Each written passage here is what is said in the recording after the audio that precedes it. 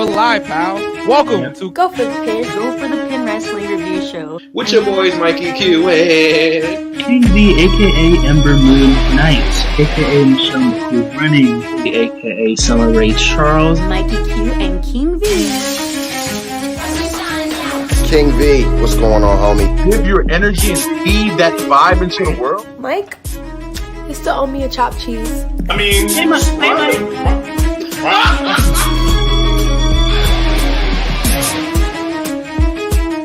Go for the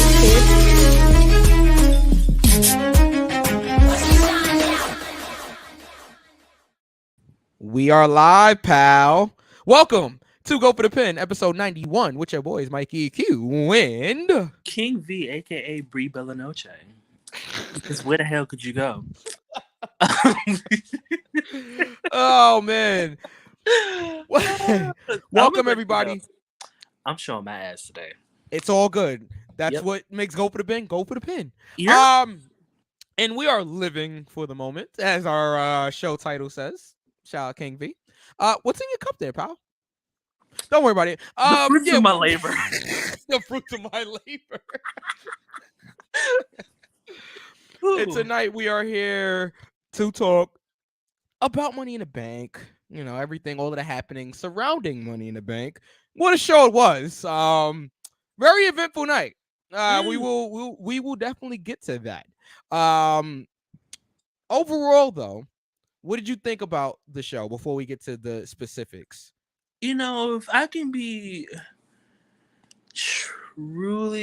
truly real, to be really frank and beans, it was a good show until the end. Hey, Ray. Okay. All right. What's up, Ray? What's going on? And on that note, we have DJ Knuckles in the building. You're Live sexy, yeah. Big pop for me here.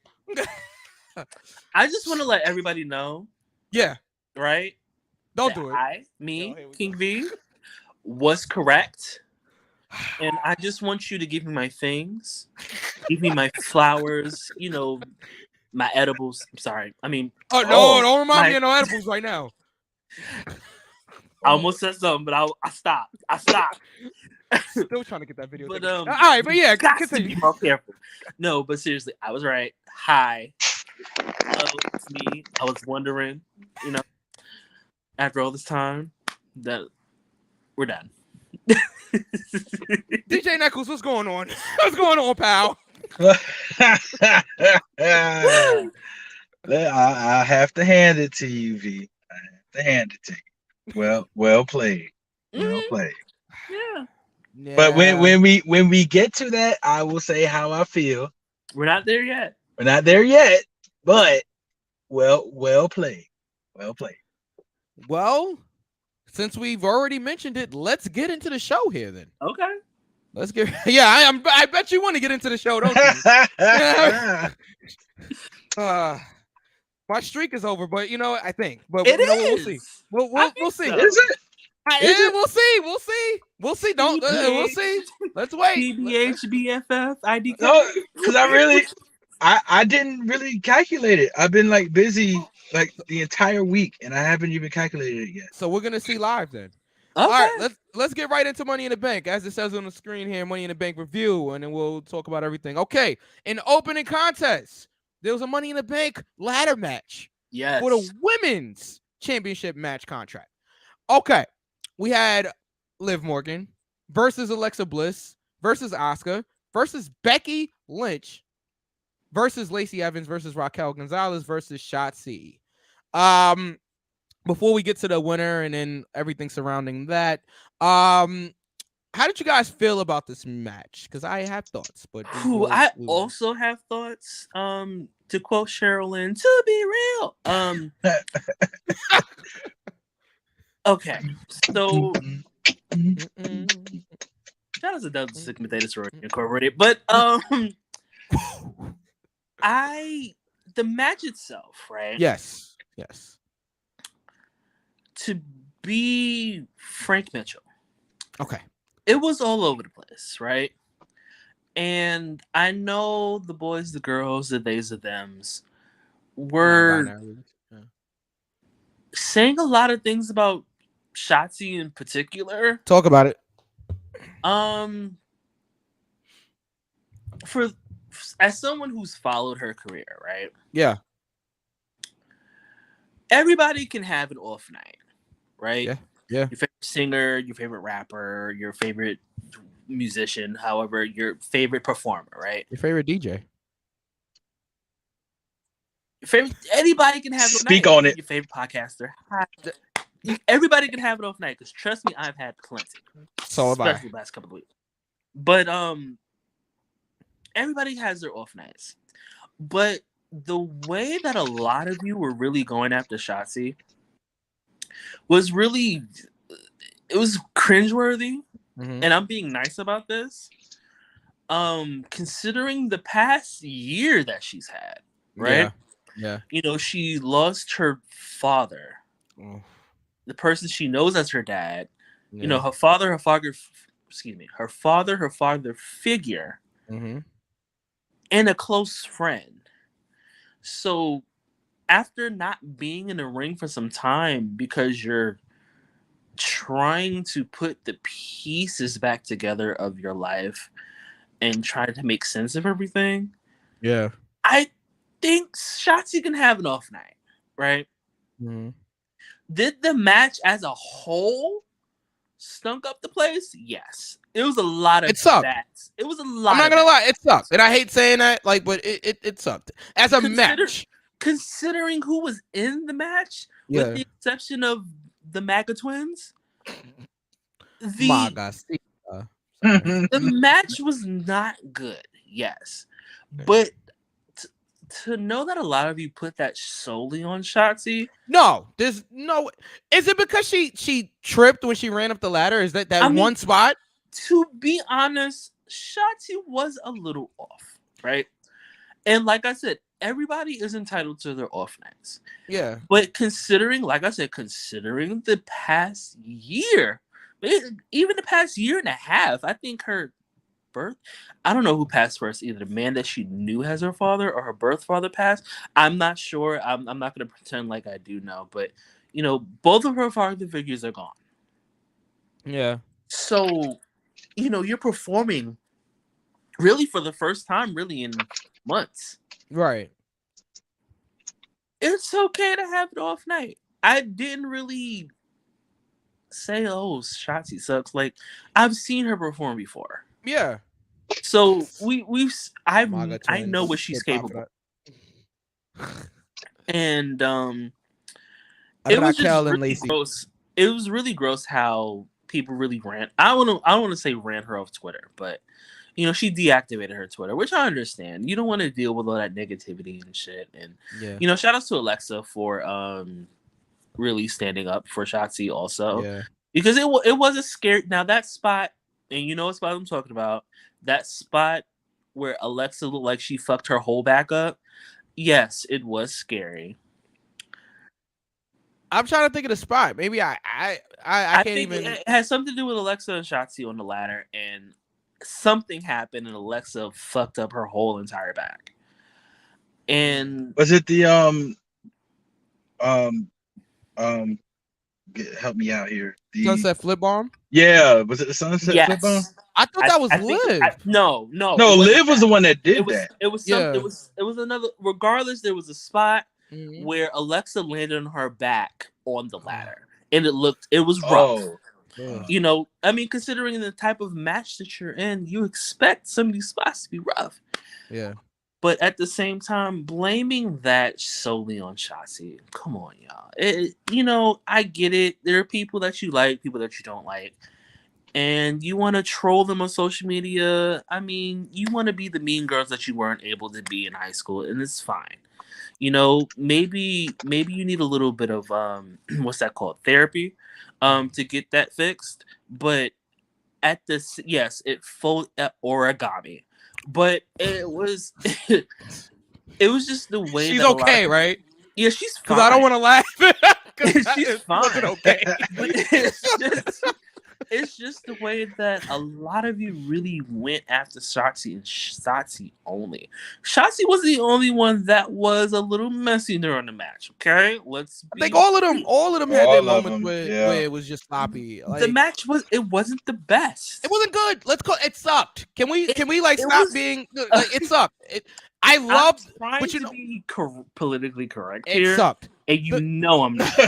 So It sucked. it But was the bad. po- It was but bad. the point is, nobody's gonna remember how bad the match was. The only thing they're gonna remember the moment. I like, and that's the thing. They're gonna remember the moment. That's what the match was about. And the finish didn't suck. The finish actually was pretty good. It was creative. It was a I creative just wanna finish. say that I was right. That guy was right. Me, hi, here with the face. I'm very happy with the winner. Granted, the match was just very bad, right? But the finish was worth the bad match. Yeah. Now, granted, it got it together towards the end. They started getting it together. They started to get it together. It was a couple of bad spots, Becky completely missing the leg drop on Asuka, or like No, she hit her. She caught her. with her ass. Yeah. Yeah, Which she probably could've- hurt even more. I mean, the match She caught her, but it probably hurt her even more. She could have broke her arm. Yeah. A lot of things could have been broken. And That messy spot with Raquel, who stopped trying to make fetch happen, is never gonna happen. Trying to lift the ladder up with She couldn't lift it. Asuka, it wasn't good, and I don't like Raquel clearly, but it was just. I think it's more so Raquel's beliefs, but that's. I neither here nor mean, there. yeah, but I don't see it, and I've said it before on this show. I don't see it. Yeah. I'm so glad they didn't go with the Merca, with Lacey Evans, Lady Maga. I'm glad we didn't go there. What's that again? But the B? Merca. And so, we got our rights. The quote Bad Boys too. Well, why about you exercise your right to shut the fuck up? Okay. No, Ray but says, ser- and I'm but sorry. seriously. Ray Listen. says, and I'm sorry, men need to stop patty caking with Alexa Bliss. I love Bliss, but she's not everyone's girlfriend. Okay. They ain't got nothing to do with me. Yeah, that's when okay. As you were saying, B, I'm sorry for the No, but interruption. seriously, the match itself was not the best. Yeah. The finish, however, space. The moment that should have happened some time ago. Liv Morgan is the new, Liv Morgan at the time was Miss Money in the Bank. Yes. I think that was a long time coming. Mhm. I think that was a great booking decision.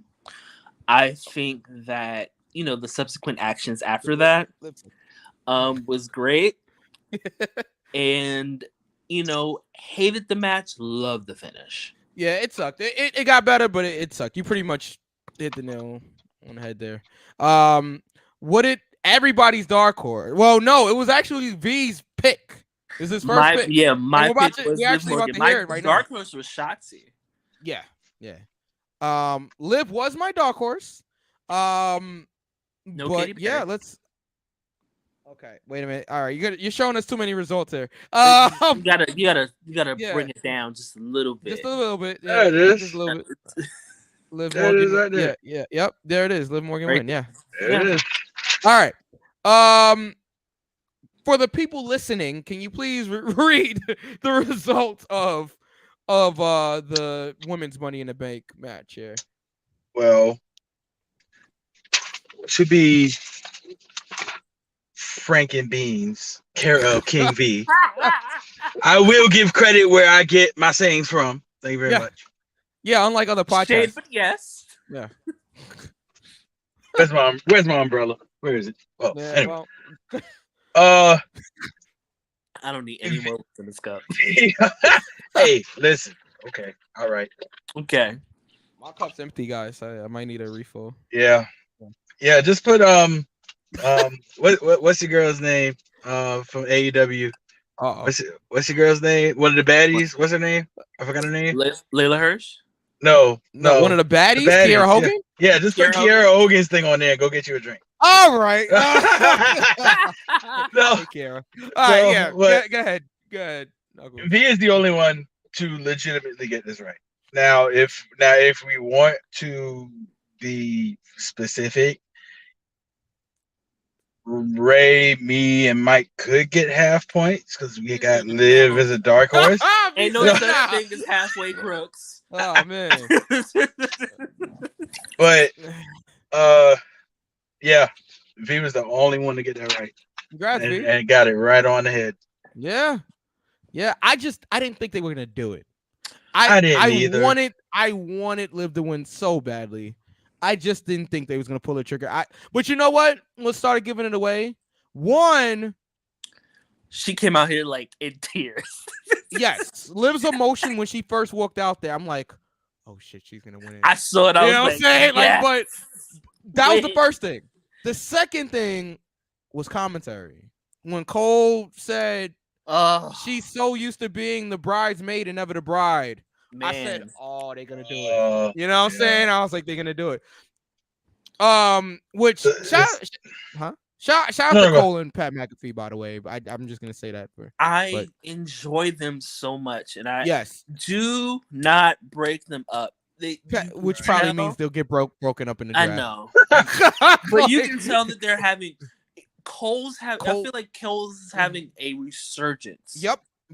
Of I don't want to say his career, but like a resurgence of enjoyment. Yeah, but enjoyment of the product the product. Like it's genuine, especially that call after. Well, we'll get there.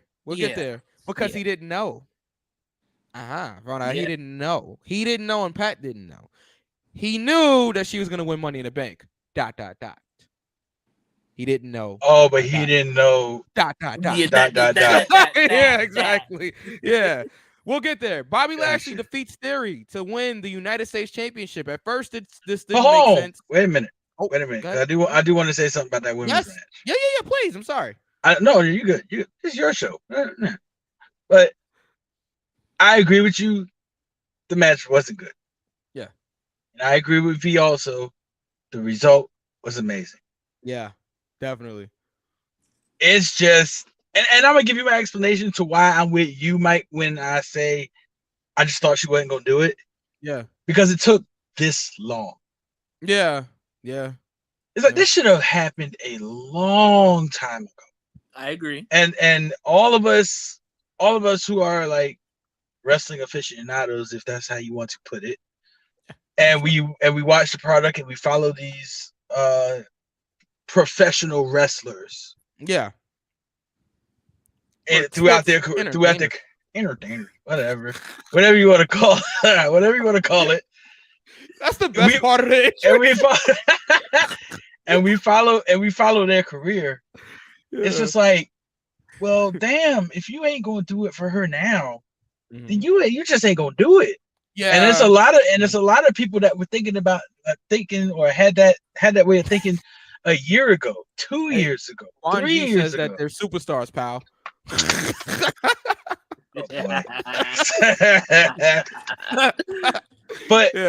But like I said, there's a lot of us that follow Liv Morgan. It was like, we're thinking exactly like I said, this should have happened a year ago, 2 years ago, 3 years ago. I don't know about 3 years ago, but definitely 2 years ago. Okay, give or take 2 or 3. Yeah. So that's the only reason why I went Dark Horse, and I said it when we were on the prediction show. I said I love her, I adore her. Yeah. I just didn't think she was gonna get it, and then you guys pull out the hidden innuendos of her.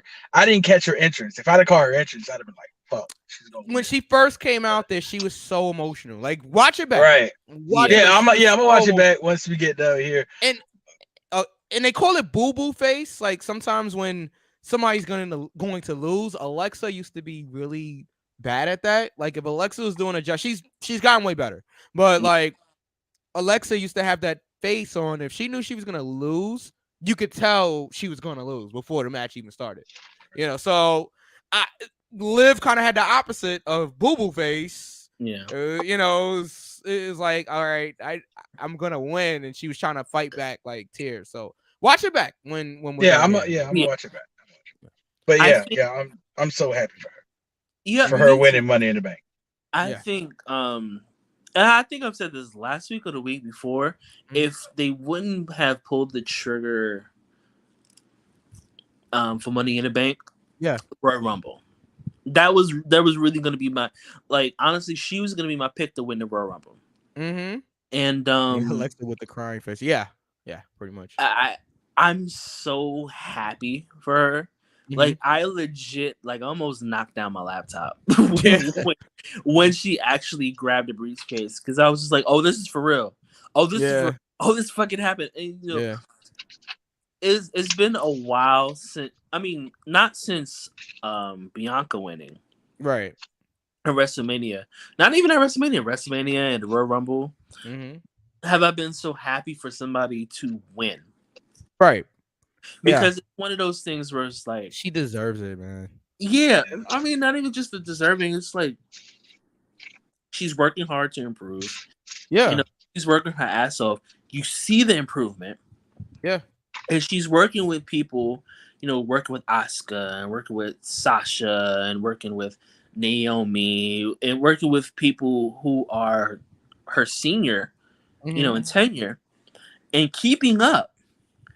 So to see her actually get this moment after, you know, advocating for her for so long, and a lot of people actually want her to win, to see that moment finally happen, it's like relieving as a wrestling fan, or as a fan of Liv Morgan also. Because it's just like, okay, finally. Because it got to the point where it's like, okay, when is this going to happen? It's like, as someone who is a Naomi fan, it's like, okay, when is Naomi going to win Money in the Bank? This match is made for her, right? You know, same thing with Shotzi, which is why she was my dark horse. This particular match, even though, you know, there was some setbacks, in which I understand, you know, previous outside sources kind of hindered her performance. You know, you not performing for a long time, and, you know, you have all these emotions because all of this loss and stuff like that. And I really didn't hold that against her, but to see somebody that you want to win is one of those wrestling feel-good moments. And we'll get to the next feel-good moment for her. Yeah. It's still real to me, damn it. Let's keep going, because I'm sure we're going to talk about Liv more. So, Bonji says Liv is wrestling sweetheart. Yes. I agree. Yes. Absolutely. Let's keep going. Bobby Lashley defeats Theory by submission. At first, when I watched this live, didn't think it made sense, just because of where they were going with Theory, but now I get it. But we'll get there. How do we do on that, Knuckles? King V strikes again. 2 in a row for V. 2 in a row for V. And that was just his dislike for Theory. Right, that wasn't even based on ability or anything. That shouldn't count. Story or anything. It was People just who shouldn't be around children under the age of 18 shouldn't be getting it. You know, but then again, you know, I was wrong there, but we'll get there, I guess. All right, let's keep. Oh, God. Yeah, moving left and right. Going. Congratulations to Bobby Lashley, by the way. Let's keep going here. Bianca Belair defeated Carmella to nobody's surprise. Huh? No, it's Theory. Okay. But yeah. I mean, the match was registry. Bonji is determined not to call people by their character names. That is Bonji's gimmick on this podcast. He will not. He's not putting over Roman Reigns, and he's not calling wrestlers by their character. That's what it is. That's Bonji's gimmick right there. A-Town down, man. All right. Bianca Belair defeats Carmella to nobody's surprise. This match was what it was. It was a standard Raw match. What did you guys? Well, I guess what did you guys think of it, and how do we do? I mean, I think it was probably pretty standard. That's all I have to say about it. So, DK, I feel like a lot of you should start putting respect on Carmella's name. I guess. Despite of how you may feel about Carmella, She's a good worker. She not only that, but she gets the big matches. Yeah. As far as I know, she's never missed the Money in the Bank, and that doesn't necessarily mean the actual Money in the Bank match. Right, I mean, like the Money in the Bank pay-per-view. Yeah. She worked very well with Bianca. But of course she worked very well with Bianca. She's had 100 matches with her. That's true. That's my that's my thing about it. It's like, all right, it was literally a standard TV match that they had to fill the pay-per-view. Knuckles? Yeah. I mean everything that's been said has been correct. Let me be specific. I don't have any problem with Carmella. Yeah. I just didn't like the direction they were putting her, shoving her down our throat. I was just like, okay, she's beautiful. Okay, she's married to Corey Graves. And if Corey Graves fanboys out for his wife one more time on national television, Jesus Christ. But yeah, but still. Yeah, but even Jerry Lawler wasn't fanboying for Kat that much. Oh, yes, he was. But that's another one that shouldn't be under... people under the age of 18 either. Let's not do it. Let's not. Like Degrassi? I go there. I think that was the end, but that was the end. Yeah. Which is given races, but all right, let's keep going. You've been around me way too long. It's definitely given races, but all right. Okay. The Usos defeat the Street Profits in what is probably the match of the pay-per-view.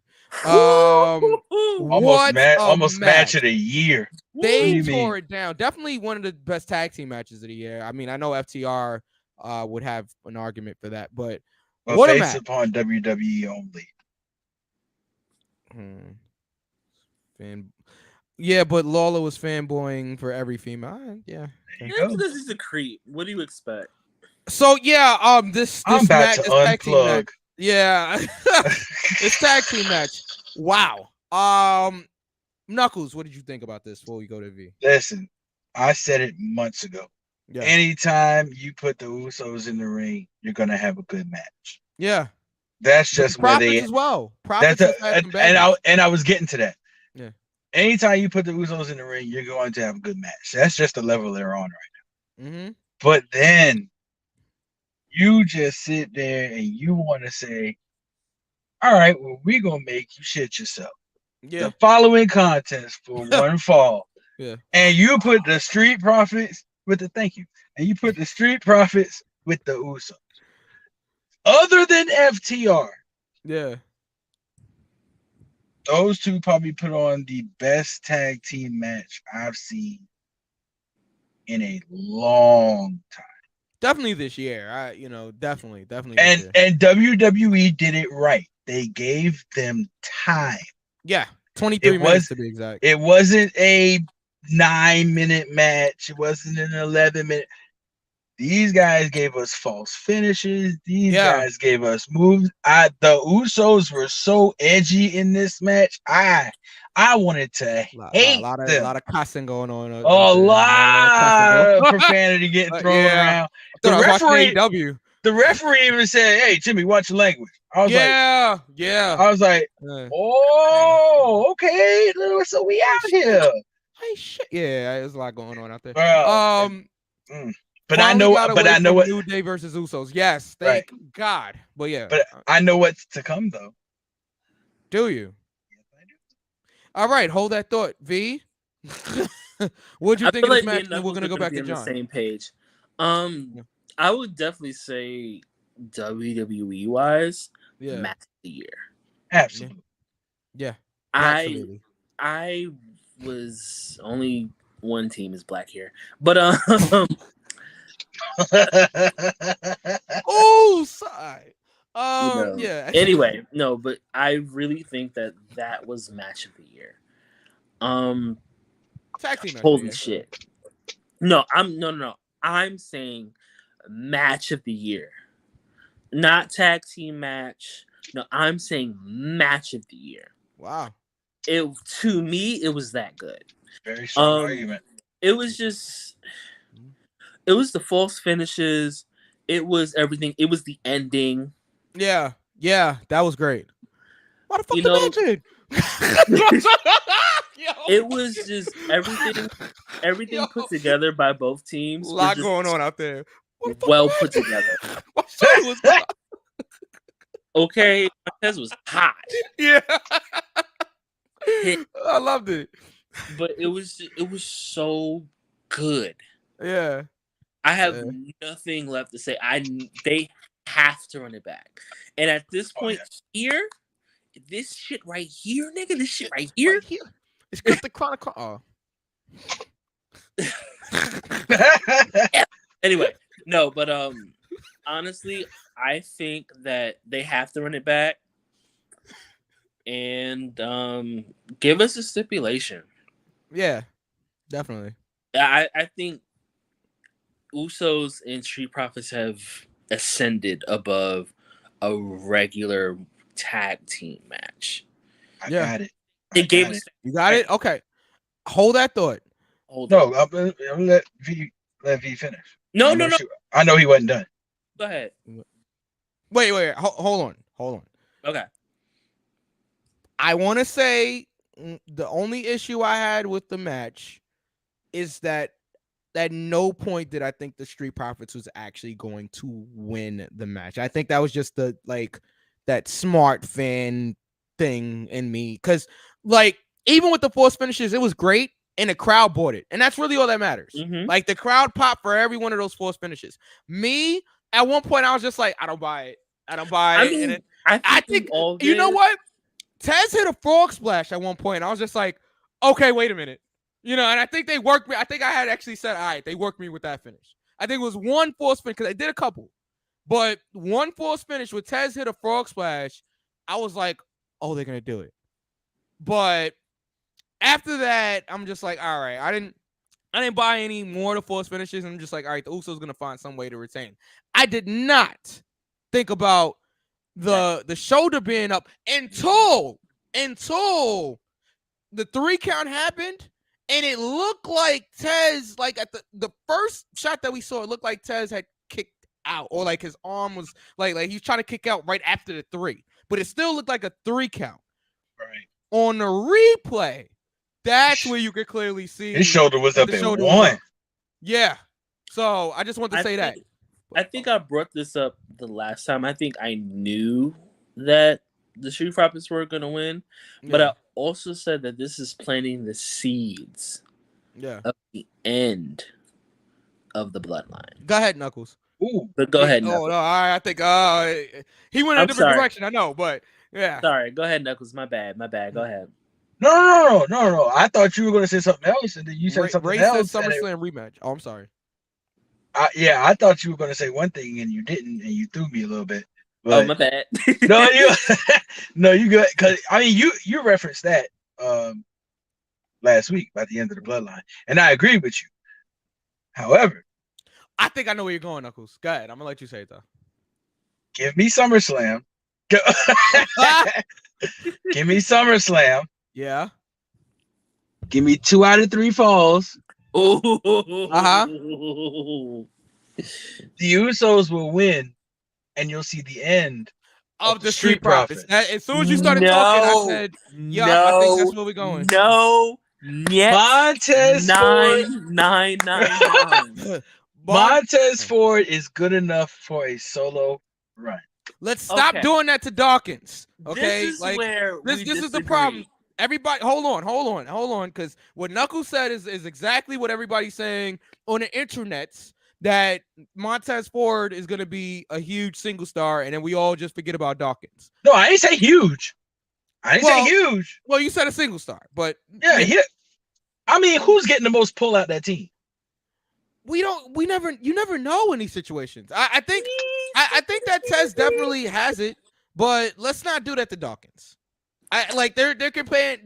A lot of people compare Angelo Dawkins to like Tucker from Tucker and Otis.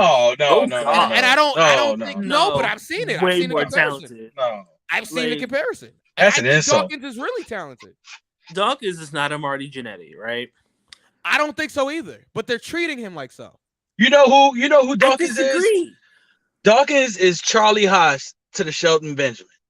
Ooh. But even that, Shelton was. They're both super talented. They're both super talented. But Shelton Benjamin got the pull on World's Greatest Tag Team. It was Shelton Benjamin that got the pull off that team. Not saying that neither one of them were both talented. Of course they are. Of course they are. Dawkins and Ford are talented, just like Shelton Benjamin and Charlie Haas are talented. But Shelton Benjamin got more of a rub than Charlie Haas did. And in this situation, Montez Ford is getting more of a rub than Angelo Dawkins is. That's true. Bon G says end of the bloodline. Now you're talking my language. Oh hell. No, but I'm gonna set you up for a meet and greet with Roman Reigns. I think I told you that last time. But yeah, go ahead. So I see where everybody's going with the end of the Street Profits. Yeah. I think that should not happen, right? Mm. It's bad enough tag teams are very scarce. Yeah, I agree.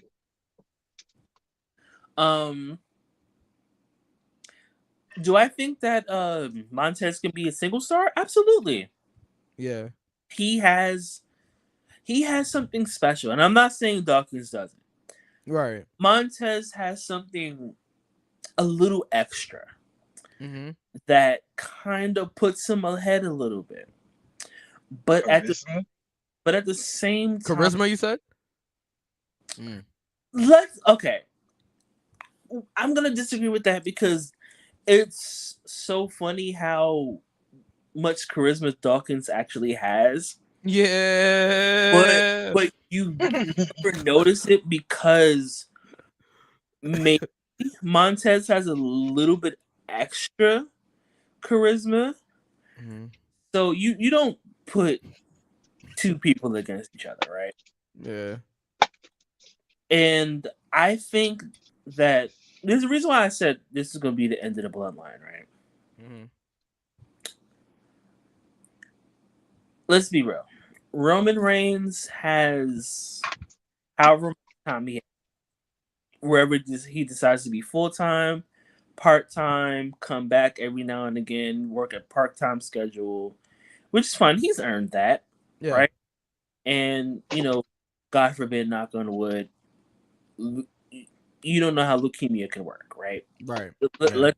Let's just real, just health-wise, you never know how that could work. He could be completely healthy and then, that next month, something, God forbid, something can happen.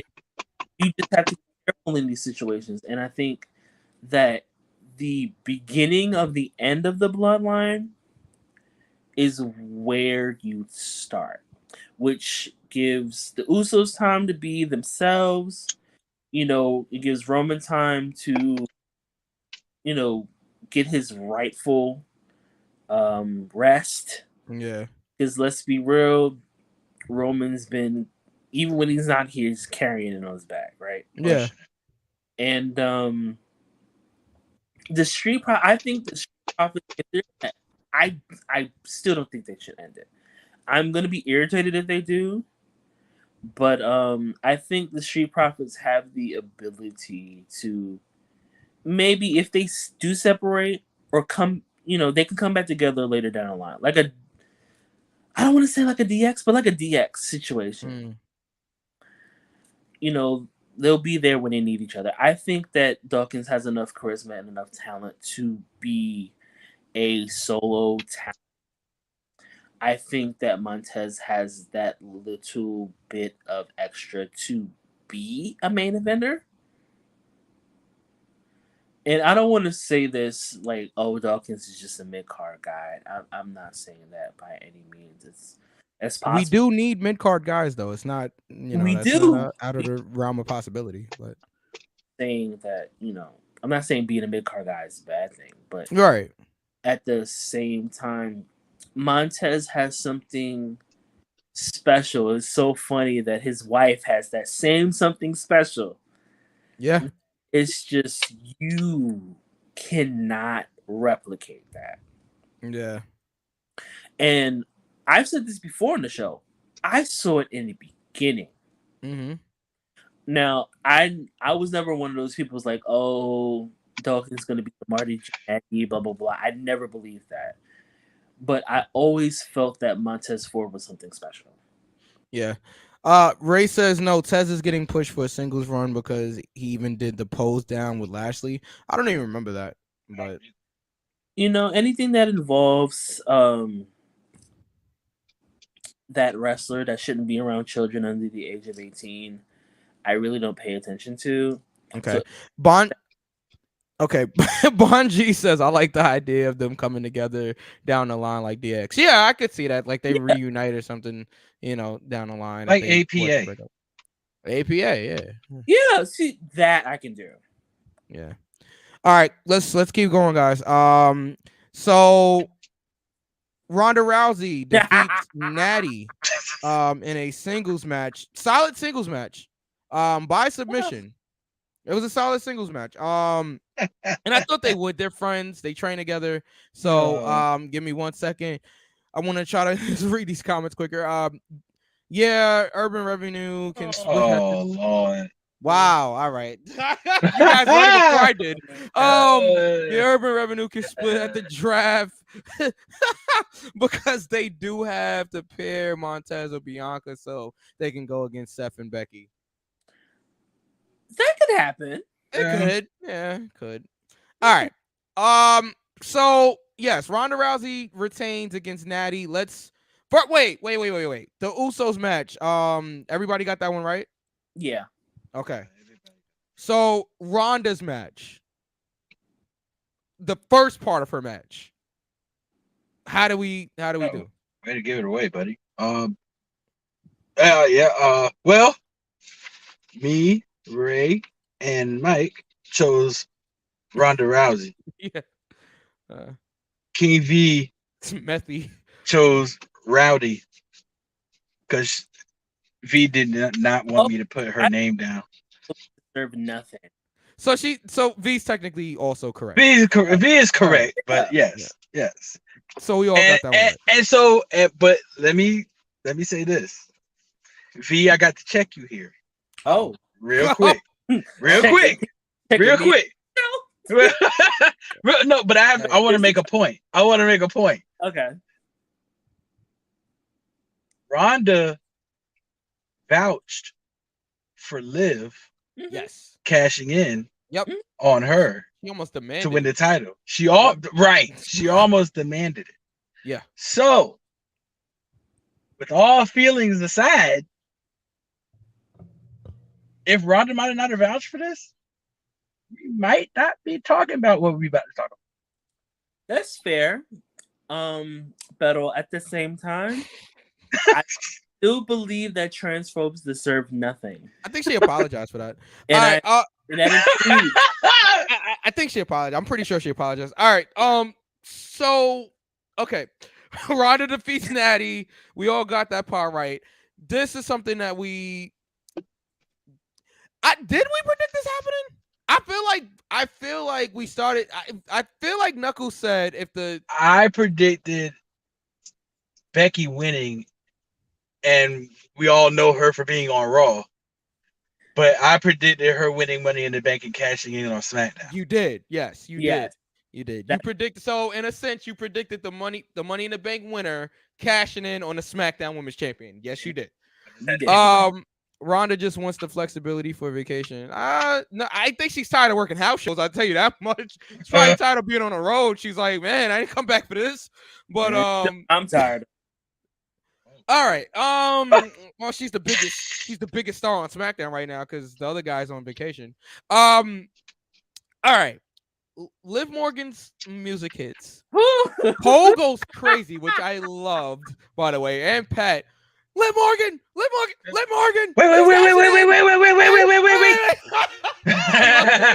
Yo, it was great. Liv Morgan cashes in. Ronda's reaction when the music hits and you just see like, shit. Oh, shit. Yeah. It was great. All of that was just great. Like it was great. And quick note, because this is Go for the Pin and this is what we do. We tell you guys things that we noticed that maybe other shows didn't notice. I noticed at the very beginning of the pay-per-view, there was a TV-14 rating that went across my screen. I don't know if everybody else saw it, but it said TV-14. They had TV-PG doing the signature, and then it was like a bigger TV-14 on Peacock as the show started to go. I think that was done on purpose, and they let them be a little bit more edgy on this pay-per-view. You heard a lot of cursing, so I just wanted to point that out. I did notice that, and if you guys go back and watch it, look for the TV-14 rating at the very beginning of the show. The last time I saw a TV-14 rating on WWE, I feel like it was a SmackDown, and it was the SmackDown that Braun Strowman I think he press slammed Alexa Bliss.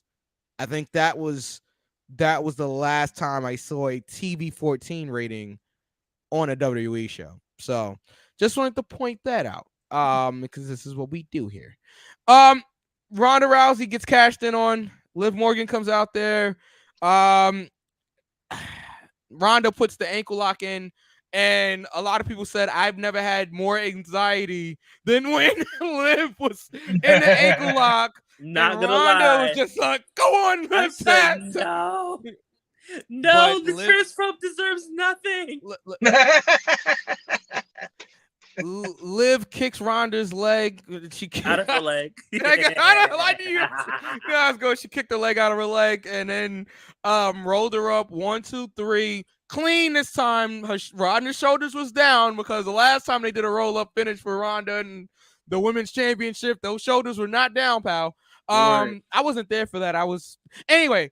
But yeah, so yeah. The shoulders was down. Liv Morgan wins. And that's on. I explained the story on another podcast. I know what he's talking about. Yeah, I explained it another time. All I know is I saw fireworks going off and Becky Lynch's music hit. I'm like, oh well, I guess she won.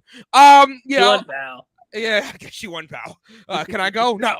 I'm like, you at the concession stand or something? No, I wasn't at the concession stand. Long story. Okay. We don't talk about Bruno. Anyway, yeah. I did see this finish. Yes, Liv has a definitive win over Ronda. I wouldn't say if it was a roll up, but yes, she has a clean win over Ronda Rousey. Yes, she beat the Transphobe. Yes. That apologized for her comments. All right, so let's what do we think about this cash in Liv section? And even Liv's response when she grabbed the title, even Liv was like, "Oh shit!" Like, you know what I'm saying? Like, she said it multiple times. She looked down, she's like, "Shit, it's mine." Very Jersey of her.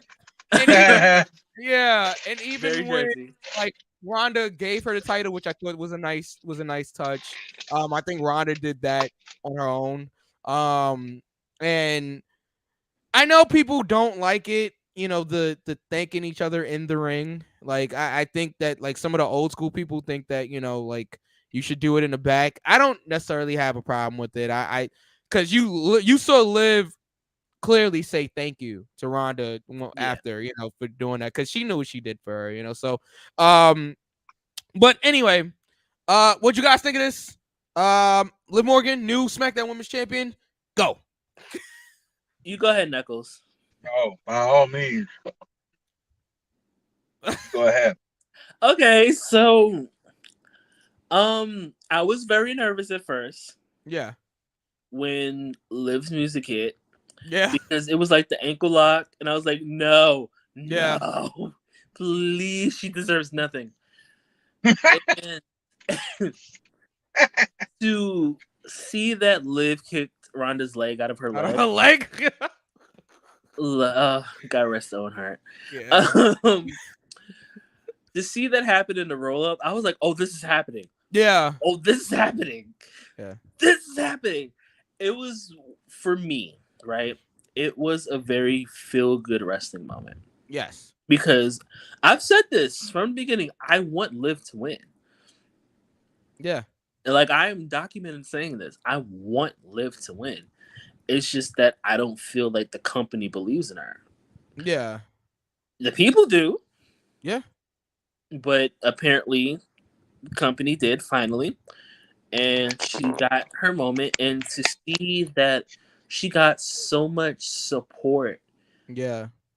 You know, not only from her peers, but from her peers outside of WWE. Yeah. Of course, you know, Ruby. Yeah. I was like, please don't make me emotional. I am too John Legend for this. I just want to say that when that 3 happened, I was like, "Can we will praise you for the rest of our days?" Like, yes, Lord, for the rest of our days. Like, I am Kurt Carr reference. Yeah. Ray says, "I'm just glad both women's champions are homegrown." And then Ray also follows up and says, "And both women's champions worked hard from nothing to get where they are." Yes, I agree. I agree. And I think it's a long time coming for Liv Morgan. Yeah.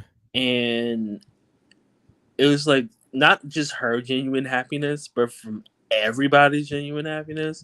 Yeah. I think that Liv Morgan is a champion that the people can believe in. Yeah. Yeah. And you got co-signed by Trish, right? Yeah. Like pawn the Twitter. Like I think being co-signed by somebody that has so much respect in the business like that is I feel like Liv can be a long-term champion. Yeah. I believe. I don't can't think she will be, but else. she could be. That she won't. I disagree. I don't think she will. I disagree. Yeah. Oh, I disagree as well too. But I feel like she has that potential to be that long-term champion or that multi-time champion. I think by the time that Liv is done, right, she'll be a multi-time champion. I personally think so.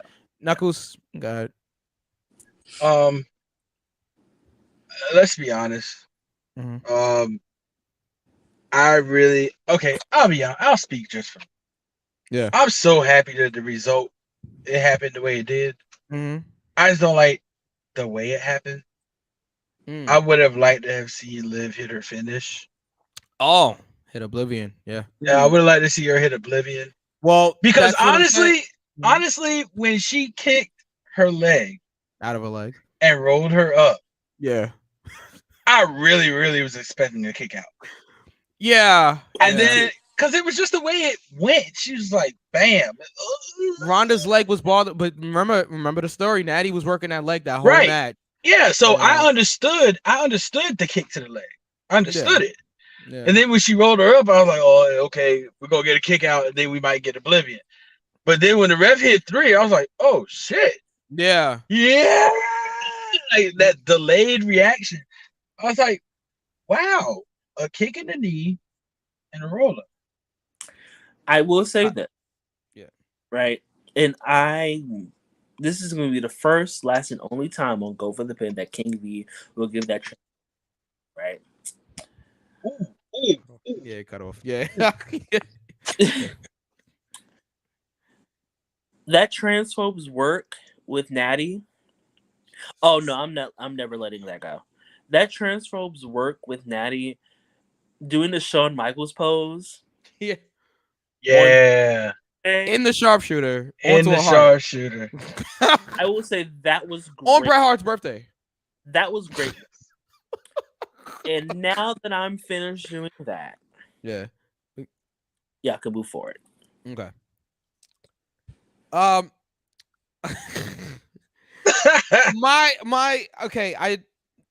The only thing I would have did differently. I agree with Knuckles with I would have had Liv go over with her finish.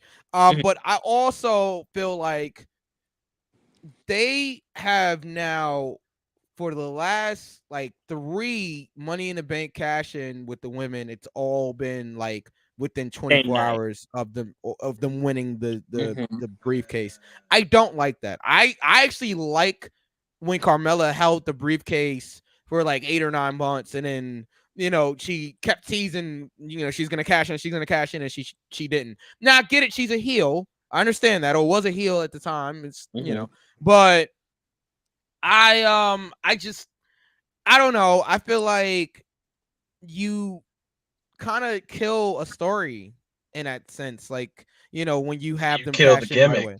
Yeah, you kill the gimmick of the Money in the Bank, and you also kill a potential, like multiple potential stories where Liv could put the briefcase on the line. Oh, she's gonna keep the briefcase.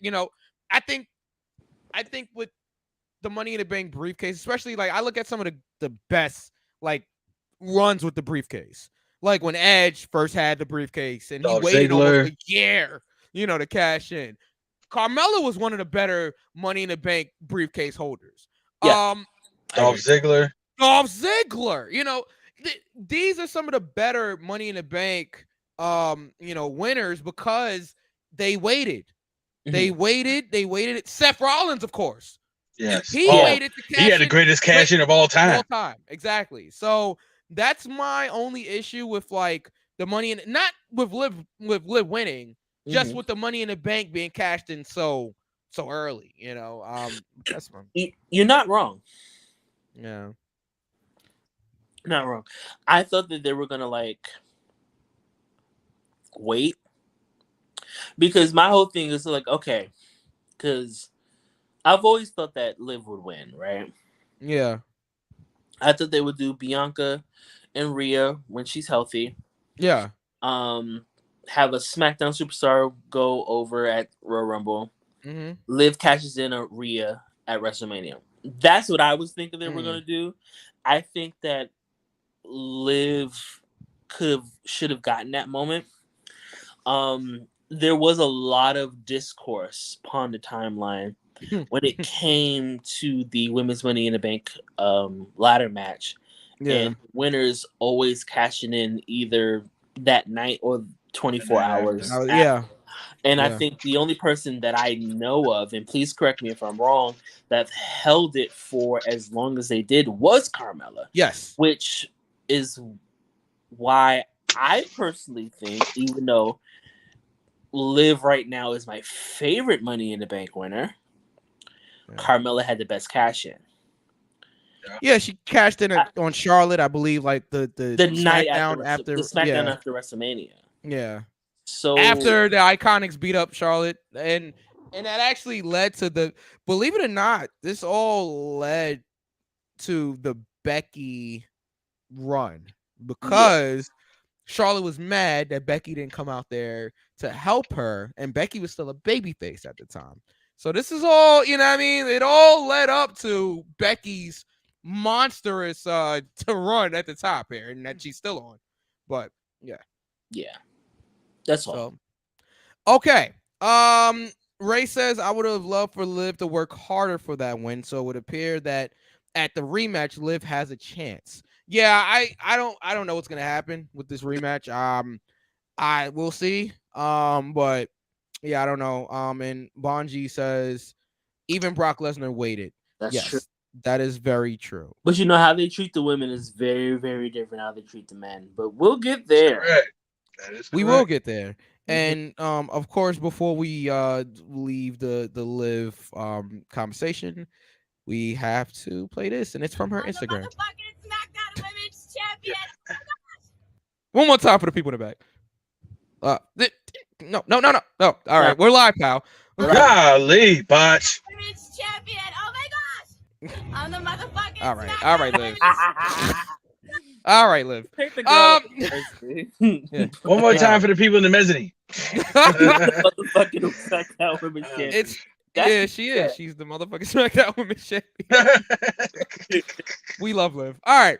Let's go to the main event here. Drew McIntyre. Hold on. Ray says she sounds so Jersey Shore. She is a Jersey chick, for real. So, all right. Drew McIntyre versus Madcap Moss versus Omos versus Riddle versus Sami Zayn versus Seth freaking Rollins versus Sheamus versus Theory. Theory wins this match. And as soon as they being Adam Pearce came out there and said, "Oh, well, I can add to the match." Theory. Everybody in the ring had the same reaction as everybody in the crowd and everybody watching at home. Like, what why? the fuck? Yeah, like exactly. What the fuck? Like, what? Why? Bungie says Austin Theory. Austin. The only Austin I acknowledge is Stone Cold and Williams. Right. So it is just like Yeah. I just Shout out those two. Oh God, Knuckles, you go ahead and go first because I have a rant on my spirit. You Go ahead. It was me, Austin. It was me all along. Oh, son of a bitch! So All right, go ahead. That's the only reason I did that, to get you to pop.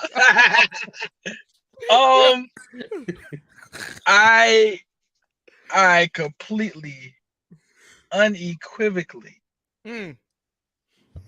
hated this match. Yeah.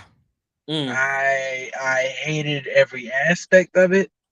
Yeah. I hated the fact, and let me be real, when what's the guy's name? Shit. The commissioner dude? Adam Pearce. Adam Pearce, yeah. When Adam Pearce came out and said, I can't change, I can't whatever to the match, but I can add to it. Yeah. Swore it was Brock. I'm sorry. I did too. I was like, yeah. It literally could have been anybody. Yeah. And I could have swore, and I would have been like so much better than who. Like, yeah. Brock went through my mind. Yeah. Cena went through my mind. There's one other person that went through my mind, but I can't remember right now. But yeah, when Theory came out, cut the pay-per-view off. I didn't find out till after. I didn't find out till after the fact on Facebook that he won. And then when I found out, then I cared even less. Yeah. It was just, it's not you motherfuckers. When you have people in the match who actually have story by the likes of Riddle, Seth Rollins. If Omos would have won, I'd have been more happier than I was with Theory winning. You had Drew McIntyre, Seth Rollins, Riddle, any of them guys could have won. I just want to know. Veer could have motherfucking won. Well, Veer wins every night, but that's a whole nother story. No, Michael. No. Ooh, Michael. I'm sure Veer wins a lot. But anyway, Space Mountain, baby. We're gonna edit that out in post. We know each other in real life, so right. It happens. Yeah, but anybody, but go ahead. I'll. Who did Rollins piss off to lose this match? That's all I want to know. Right, exactly. You know, King V believes in the safety of children under the age of 18. Here we go. Oh, boy. I feel like you should protect the children. And by putting someone who shouldn't be around children as the bank winner. No sell, Mike. No sell. It puts the children in danger. And, you know, a certain voice from Jersey said, I believe the children are the future. Yes. Teach them well and let them lead the way. Say it like you wrote it. So I'm pretty sure this is like Heat, right? They gave us such a great show and they just needed to piss us off in the end. And I'm pretty sure that other creep that runs WWE was just like, oh, that'd be great shit, pal. Oh, such great shit, pal. And it was, and to be really honest, that really dampened the whole entire vibe. Thank you. Of the pay-per-view. Like, even if you wanted a heel twin, even if it was Sheamus, at least Sheamus is not. You like Sheamus? No, we give Sheamus his things on this show. At least Sheamus is not a danger to children under the age, right? You set him up. He not And honestly, it was just like the pay-per-view was really. I enjoyed it. I enjoyed it too until the end, because just like the Velvet, I mess with teen dreams. Okay. I believe in protecting children, right? And for WWE to do this, knowing the allegations against said person that shouldn't be around children under the age of 18, probably because it's just allegations at this point. I mean, let's be real. Where there's smoke, there's fire. Save it, Mike. Save it. In most cases, okay. In a lot of cases, yeah. It's just at this point, it's just like, okay, Austin Theory isn't liked, right, by a vast majority of wrestling fans. Woo. And okay, it was the heel thing, pal. Okay, fine. It's the God heat, damn it, pal. He's a heel, pal. It's good shit. Good shit, pal. And, and everybody's like, yeah, he's great shit. Bruce, allegedly. All right, was that Kevin? Whatever crack pipe they're smoking. Honestly, allegedly.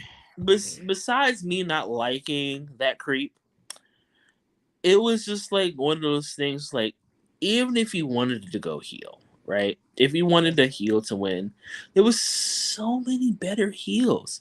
Right. And once they announced that young man that shouldn't be around children under the age of 18, I figured, like, okay, so he's gonna win. So let me go ahead and turn this off. And I did.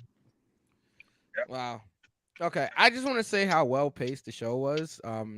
Even it was very well paced. Like, if you look at it, right, you had a big Money in the Bank win with Liv, and then you had a title change with Bobby Lashley. Bianca Belair and Carmella was what it was. It was the filler. But then you had a banger of a match with the Usos, right? Mm-hmm. And then Ronda and Natty was good, but then the story was Liv cashing in after that, and then you had a Money in the Bank match. What a well-paced show. I will give them so much credit for how the show was actually I agree. put together. I will also read some of the comments before it gets too much. We forget them. All right. Well, the men's division of WWE hasn't been on its A game for some time now. I want to say since 2018. I would say since 1998. I'm kidding.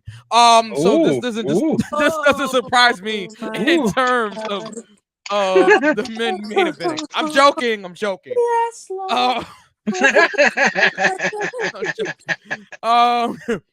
This really should have been Seth Rollins' match. Yes, I agree. I don't know who Rollins pissed off, guys. I don't know who Rollins pissed off.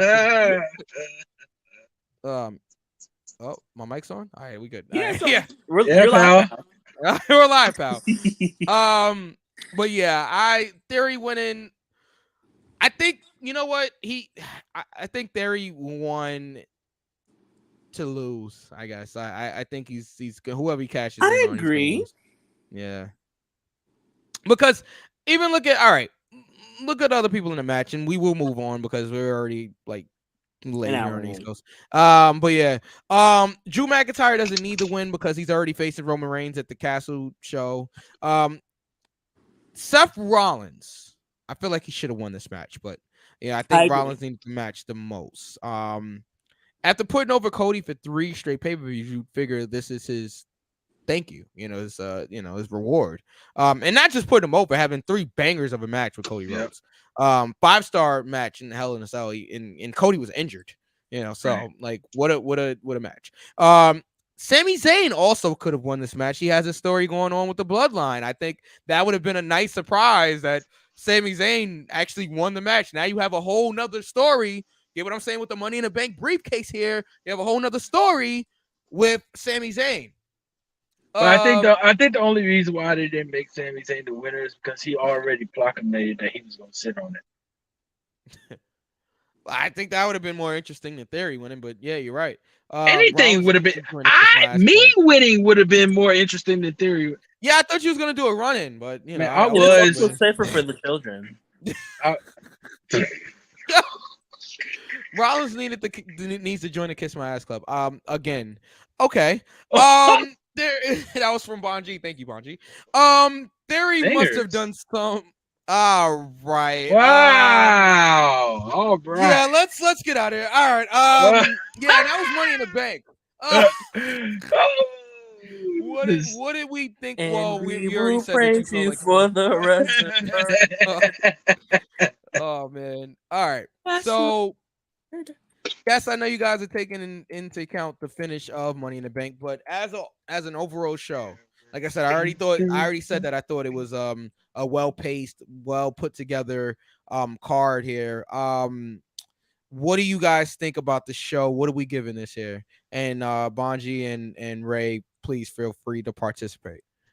I'll start with V.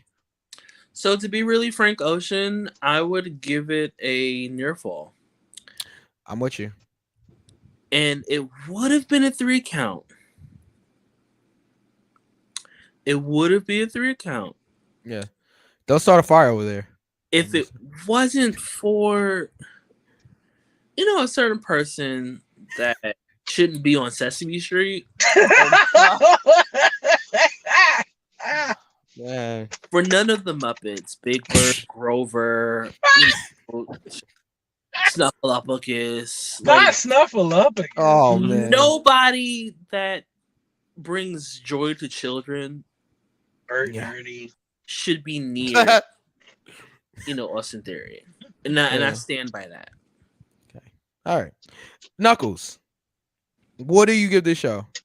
And how do we do? Who won? I'm guessing V won. I really want to give this pay-per-view a 1 count. Really? Whoa! I really do. And let me explain myself. So are we going with this? No. We're not going to go with it. I really want to, but I'm going to give you my reasoning for why I want to. And then I'll give you my actual answer. Let me go down the card.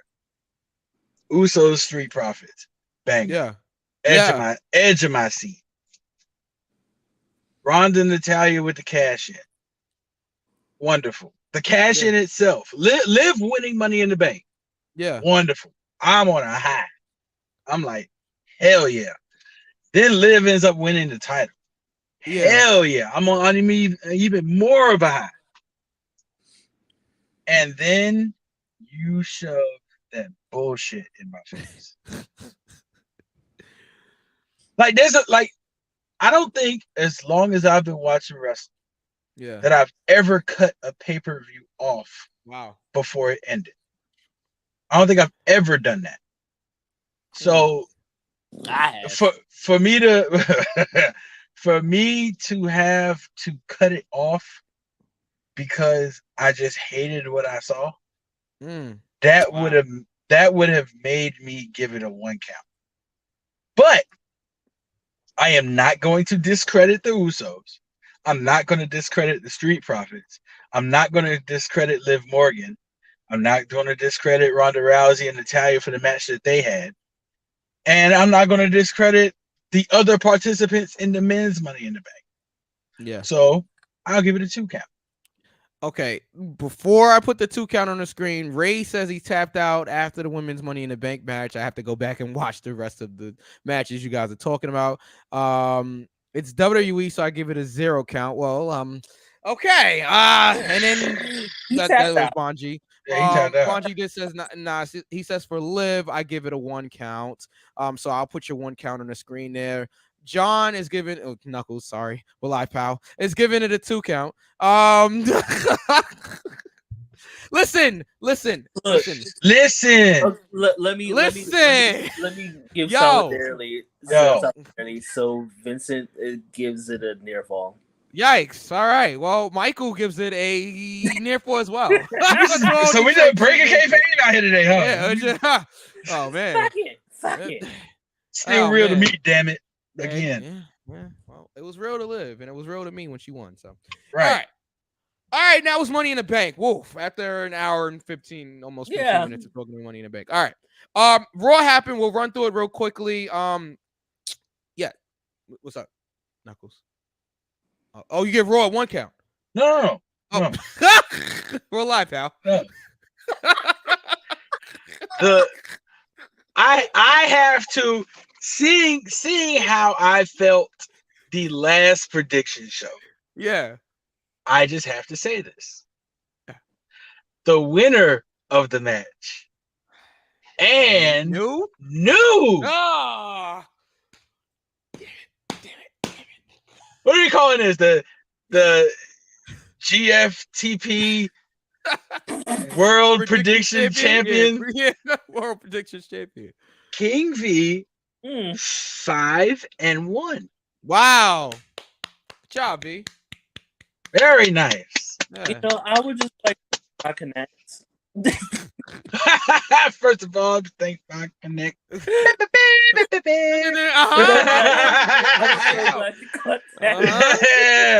We New Yorkers over here. Yeah. Oh man. I just want to say that damn, you just can't catch up to me, and it's fine. A lot of you can't, and it's fine. Yeah, all right. And I just want to say, Knuckles, remember this.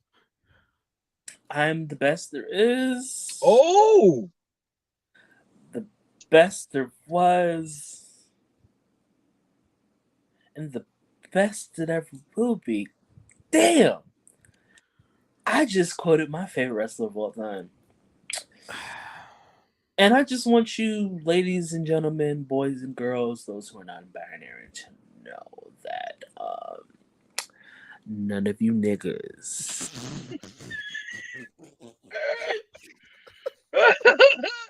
I'm gonna say what V said when Mike. I'm gonna say what V said when Mike gave his acceptance speech. This nigga.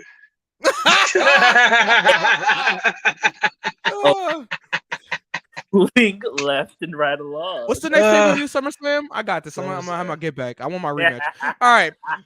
Let me have this, Mike. Shit. Yeah, I deserve it. Let's give V his things. His things. I deserve things. Yeah. Big things are going. All right, let's get to Raw. We gotta get through this quickly here. So Raw. All right. I'm trying to remember. Wait a minute. Ray says you're not gonna say. I like to dedicate this moment to all the people that believe. Oh Lord. That the biggest dream still to come. Okay. Well. No, I mean, you know. No. Oh, that was his King of the Ring speech, wasn't it? Yeah, it was. Oh, okay. I wanted. I thought about it, but you know.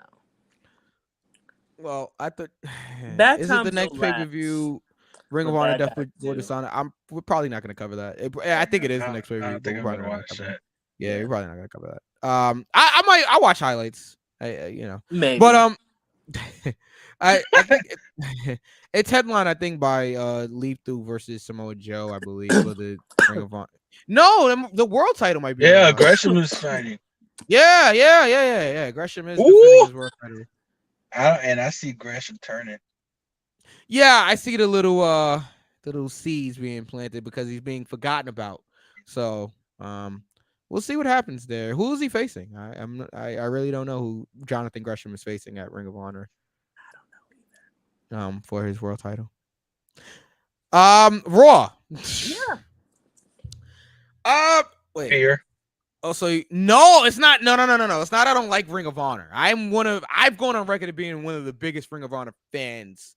I am definitely a Ring of Honor fan. I should say I was more of a Ring of Honor fan before 2017. Mike got me into Ring of Honor. Yeah, I was like I was literally like at the Hammerstein Ballroom every other month when they was running there. Like, I'm a big Ring of Honor fan. I see how it is. Yeah, I know. It's not that I'm not a Ring. It's not that I'm not a Ring of Honor fan. I think that like around like probably 2017, I kind of got out of Ring of Honor just because it was so hard to find it. Like, and I couldn't. And they was airing their shows like months after it's been taped, and I hate that format.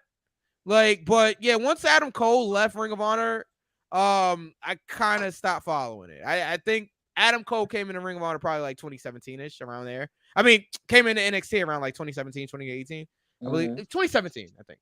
And that's when I stopped like following Ring of Honor. I wasn't Plus, they were really- running their TV program at like 11:30 on a Sunday. It was really weird. And in New York City, it was hard to find it. Like, you could not find Ring of Honor in New York City. Like, you had to literally watch it on the internet. Not on at. Also, you don't like the new Tony Khan regime of Ring of Honor. He hasn't done anything with Yeah, Ring we of Honor haven't really seen it yet. Yeah. Yeah. And no, Bonji, it's not excuses. I kind of grew out of watching it. It wasn't that like I didn't like it. It was just I got out of trying to find it at weird hours. It's the same reason I don't watch New Japan.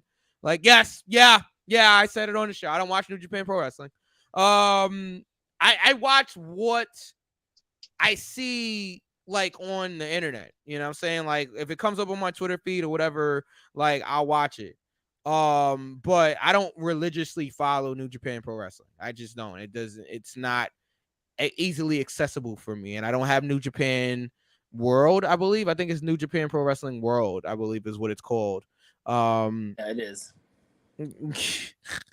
See, you just got busting you guys. We know it's all love. All right. Promo. Yeah. But all right. Promo on you, Mike. That's a whole nother story. Can we go to Raw so we can get it out the way? Yeah. I don't even remember now. I don't remember who opened up the show. I think somebody said that it's been a long time since they was able to welcome us to Monday Night Raw, and I forgot who it was. Yeah, sip that tea, King. Oh, it's not. It's not. It ain't tea in there. It's tequila. Anyway, that's the closest thing. Asuka, Be right. Yeah. Asuka lost to Becky Lynch in the main event. In a no holds barred match, and Becky screams she's back. So we'll see where that goes. Liv Morgan got a win. She also cut a promo in the middle of the show. She was very emotional in her promo. I think that's that's going to be an issue for her. I think that Liv's promo ability just was never that great because she feels like she's out there trying to remember lines, and she sometimes talks like the, you know what I'm saying? Like, and don't get me wrong, I love Liv. I love Liv. I think the problem is stop trying to remember lines, and it's not on her. I think it's on the creative team. It's on Vince. It's on, everybody that's like in control of that aspect, because they're not going to have her go out there on live TV and just talk. And the few times that we've seen Liv just speak, it's been great. I think Liv's problem is trying to remember lines. And that's an issue. It's not just her. Mm-hmm. I think a lot of the vast majority of the roster have an issue trying to go out there and remember lines, and they don't sound organic. They sound robotic. I think that let her have her moment. I'm not talking about this moment specifically. No, I know you're not. But a lot of people, 3D, had a lot to say Bully Ray. About the promo that she cut. I'm just like, let the girl have her moment without shitting all over the promo, whether you liked it or not. Fine, you have that. You have that right to your opinion, but you also have the ability to be let known that your opinion is bullshit. There it is. I personally think that I agree with you. When she's being herself, her promos are a lot better. Yes. She can't control that, unfortunately. That's what I'm saying. It's not her fault. I think with her being champion, hopefully they let her have that creative freedom. Yeah. Or that they trust her enough to cut promos on her own without them shoving a poorly written script in her face. Yeah. And 5 minutes before she goes out there and has her try to remember say this. Do this. Like, no. People naturally like Liv because she is naturally a person that you want to like. Yeah. You know, I feel the same way about Liv how I feel about Bianca Belair. Mm-hmm. Is that she is a natural baby face. Right. Like, you want to root for her. And if you allow her to be her, Mm-hmm. maybe you will get a better reaction than what you have been getting. Because for me, from what I've seen, you see the difference in the crowd when she's being herself than when she's getting a script pushed in her face. Yeah. Yeah. Ray says her promos are always gonna be good because she's the cute little girl who did it. Although as a heel, Liv was much better at promos. I think her promos are decent. As a babyface, I just feel like the reason that they're only decent is because she is trying to remember lines, and it's not her fault. Just like Bonji, to my point, because they're not actors, and and Vincent Kennedy McMahon is trying to have them act. so, so yes, I agree. I agree with everything. Like everything said, I agree with everything. I feel like Liv is better when she's being herself, and she's not an actress. She's not an actor. They're not actors. So it's like, all right, you're trying to get her to remember lines 10 minutes before she's going out there on live television. Even actors have time to remember their lines, to rehearse their lines. Not all right. This is as a theater kid. Just real quick, as a theater kid, not all the time because shit changes. Okay, all right. Well, you would know better than I would. But it can. The point is, she's not a trained actor. Is what I'm trying to convey here. But yeah, Knuckles, what did you think about Liv's promo and the match that happened also after? I think Carmella and Natty was beating up Liv. Bianca made the save. Bianca and Liv faced Natty and Carmella. Bianca and Liv got the win. Liv got the win with Oblivion. What did you think about this whole thing? I just ran through it as quickly as possible. Right. I mean, the match is self-explanatory. The babyfaces got the win. Yeah. Which was a good vibe. It was a feel-good moment. Mm-hmm. I think, and this is just going to be specifically dependent upon the person. Yeah. I think anytime you're in a situation where you're like Liv Morgan and your journey has been so long and you finally win the big one, that their promos shouldn't be scripted at all. And that goes for anybody, because you're already like, you should be able to go out there and cut a promo based on emotion alone. Yeah, but it's live television. But it is. That's what I said. It's based upon the person. I'm not going to tell Scott Steiner after winning the World Heavyweight Championship to go cut a promo without a script. I'm not going to do that. I'm not going to do that. Should not have a live microphone. Ever. I remember that at the Garden. Give me the fucking mic. Well, obviously Scott Steiner has something to say. We love JR. Because that came across so clear, and then JR was like, well, obviously Scott Steiner has something to say. Oh my God. It's been cut out of every replay and everything, but it's probably somewhere on YouTube. It'd be fun. Scott Steiner's debut. Scott Steiner's like me after an open bar. You should not give me a live microphone. Yeah. Wow. But it was a good feel move on for the match. But I think if you have new champions that that are in this space that Liv Morgan is in, that you shouldn't script them. Just let them go off emotion. Just let them tell the people how much they appreciate them, and tell them, just bare their soul for 5 minutes or however long the promo is going to be. Yeah, exactly. Just give them little tidbits like, hey, I'm gonna let you go out there. You say what you want to say. Just throw this in there somewhere. Hit this, and this. Right, exactly. You know what I'm saying? But don't give them, Yeah, and now, if you notice, right, because back in the day, just another little point here. Back in the day, at the television tapings, you didn't have they have the time right by the hard camera now. They literally have if it's 10 o'clock Eastern, they have 10 o'clock right there by the hard camera. If you guys ever get a chance to watch where the hard camera is, because sometimes they slip up and you can see the time there.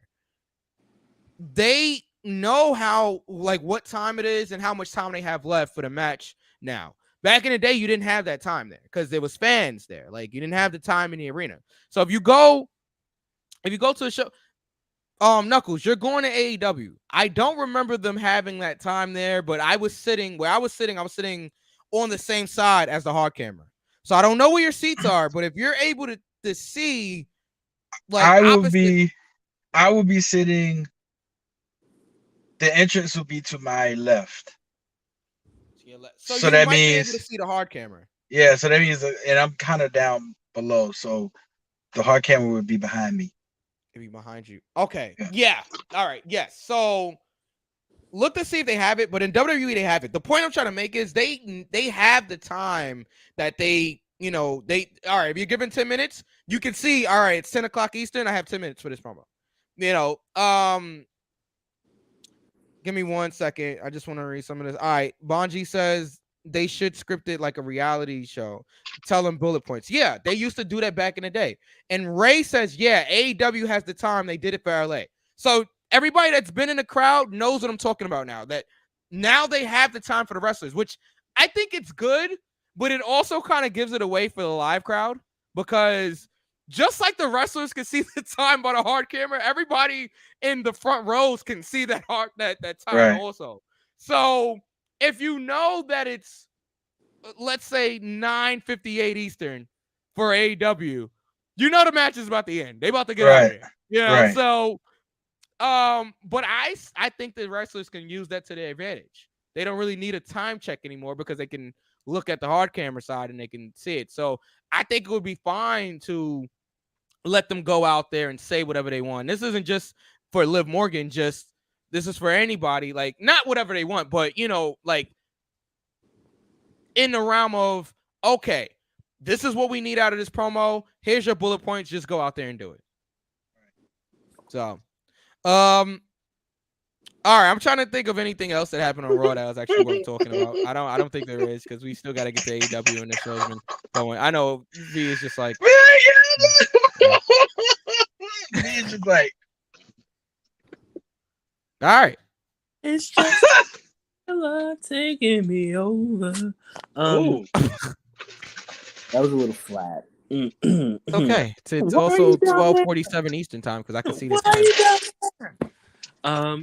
My hard camera's right here. I can see the time, so it's 12:47 Eastern time. All right, anything else on Raw? Anything else? No. You guys in the comments? No, we can move on. All right, let's keep going. I tapped out. What did we give Raw? You tapped out? Yeah, I did. You tapped out too as well, Knuckles. Oh wow, this is like ring the bell, like. Oh man. All right, I'll give it a. I tapped out like. Was amazing. When are these guys gonna buy? Wait, huh? Wait, hold on. Ray says AEW was amazing. When are these guys gonna buy out WWE? I don't think it's gonna happen. Never happen.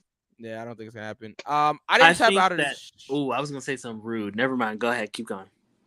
I didn't tap out of the show. I'll give it a 1 count. No. Knuckles is fine. I'll give it a 1 count. We're just gonna. I was gonna say a certain someone would run out of coke before they do that, but yikes! I mean, allegedly. Yeah. Let's go to AEW. Allegedly. Here. Let's go to AEW. All right. Okay. The bash happened. There's new tag team champions. I'm trying to run through that as well. There's new tag team champions. Toxic Attraction did the job. Everybody else retained, and that was the Great American Bash. That was really it. Carmelo Hayes is a fucking star. Yeah. So is Trick Williams. Ray says, I'm a no contest for Raw. All right. As a result of a disqualification. Right. Sorry. Shout out to Howard Finkel. Yes, RP to Howard Finkel. All right. I just remembered about that. Yeah. No, oh my God, Knuckles. That's not what I meant. I really forgot he passed. Yeah.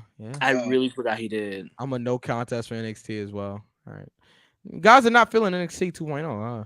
I mean, NXT wasn't bad, honestly. No, it wasn't. I watched it. I'll give it a 2 count. Where is it? I'm feeling like Kevin Dunn right now. With 525,600 cuts, like. I can't even do it as well.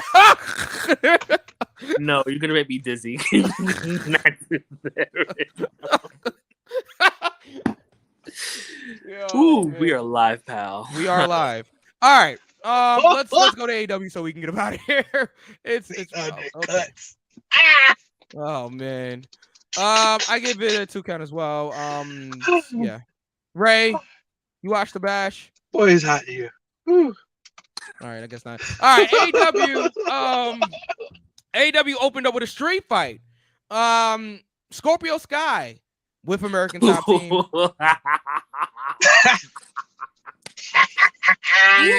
versus Wardlow. We have a new TNT champion, pal. We saw that coming. Who's this weed that you talk about? Because I thought that this would be MJF coming back and screwing Wardlow out of it. That's what I said. Yes. Yeah. Well, I saw that coming. Yeah. I'm happy for Wardlow. If you're not gonna put the world title on him right now, the TNT Championship is a great title for Wardlow to have. Yeah. Go on a dominant run, and yeah. So anything else about this match, or just solid? Wardlow looked like solid. a killer. I saw it coming and it was solid. That was a match, Ray says. Congrats to Wardlow. Yeah, it was, and Wardlow looks like a monster. They've been booking Wardlow the right way ever since he broke up with MJF. Like they're doing the right thing with Wardlow. That is one of the highlights of AEW. Is Wardlow. Yes. Okay, let's keep going.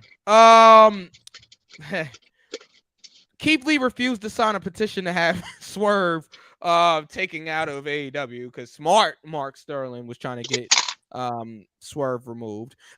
We heard from Christian Cage, who and Luchasaurus, who has been he's been going there. Yeah. What did V say earlier? The end it goes there. Yeah. Well, the Christian, it goes there. So very tacky. Yes. So you guys are not feeling this from Hell no. You know, I said this last week, right? Let me just set the stage. Hold on. Oh, sorry. My bad. Christian's out there for a promo. Matt Hardy comes out there. Because Christian's just burying Jungle Boy, is still going, going through that whole thing. Matt Hardy comes out there and says that he's friends with Jungle Boy, and this leads to Christian talking about Jeff Hardy because he says Matt Hardy almost feels like the sober one here. Just makes Jeff Hardy feel like the sober one here with Matt Hardy out there. Yeah, it makes Jeff Hardy sound like the sober one. Right. And he's just burying Jeff, and it's just very uncomfortable. Yeah. So V, please continue now. I just wanted to set the stage. So I know they know each other, right? Of course. We all know that they know each other. Of course, yeah. Going back to what I said last week, Mm-hmm. using real life things, right? Yeah. Using Jeff's addiction. Yeah. Using Jeff's issue with substance abuse. Mm-hmm. Just how I feel with people using family members passing, wrestlers passing. It's tacky to me.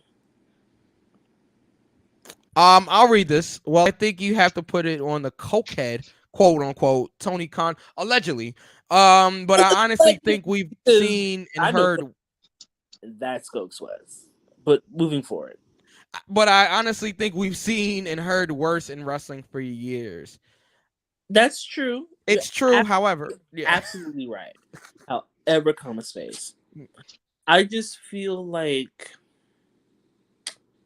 Christian is better than that, right? Yeah.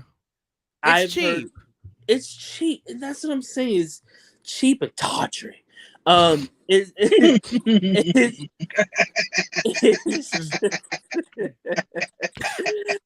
the points whoever gets that reference. But anyway, I just think that is tacky. I've always thought that there's times you can use real life shit, right? That crosses the line because it's like addiction. Yeah. My whole thing is it's addiction. Yeah. Right? Jeff is still fighting the addiction. Yeah. So I'm pretty sure I don't know, they know each other personally. Yeah. There's probably some permission there, and that's fine. But I feel like as a heel, and Christian's a good heel. Mm-hmm. I feel as if Christian could have CLB better. Bastard. I didn't like that either. You didn't like that? No. Creepy little bastard. I didn't. Wow. Cracked on his looking. I just don't. You talking about Ray's comment? I'm Moxley cracked on Roman. Oh. Yeah. Okay, I'll read it for our podcast listeners. We do have a lot of podcast listeners. Yeah, Ray's comment basically said, Moxley cracked on Roman's leukemia. I didn't like that either. Yeah. Okay. I just personally didn't. I feel like you can go there without tap dancing. Like, for example, I go there. Okay, yeah. I'm very Degrassi. I'm very the end. I'm very noggin. Right. I go there. I try not to tap dance across. I Cupid shuffle. I gully creeper. I do the pepper seed on that line. But I pawn the river, pawn the line. Right. I never cross that line when it comes to something that's that real. Right? Yeah. I don't mean to laugh at what you're saying. I'm not laughing at what you're saying. I know. I'm fighting through it. No, but I was signaling the plane. Like I just got that wine. And is certain times where you feel like it's necessary per se. I'm fighting through it. Oh my god. There's a time and a place for everything, and I feel like using real shit like a disease that can kill you. Yeah. That's including leukemia, addiction, because that can kill you depending on what the substance is. I feel like you don't have to go there per se to get the heat that you're looking for. You can mention it. Yeah. You can't, and I'm not saying you can't mention it, but doing what Christian did, I thought it was tacky. I thought it was corny. Boo, tomato, I'm throwing tomatoes.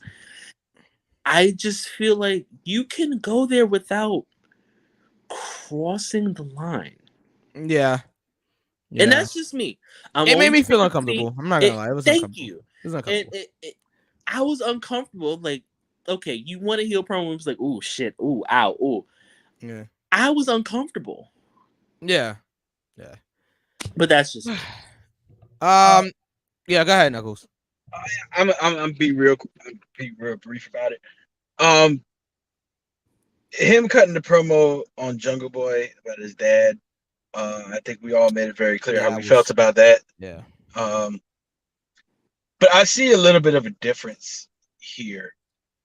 First of all, let me say when Christian Cage came out, I was like, oh shit. And then Matt Hardy came out, and I was definitely like, oh god, no. Like, please. It's almost like I saw it coming. I was like, just please don't let him mention Jeff. Yeah. Like, everything, just don't mention Jeff. And here's the difference for me. The thing with Jungle Boy and his father, I'm pretty sure they got the permission, Jungle Boy and his mom, to mention that. Here's the thing for me.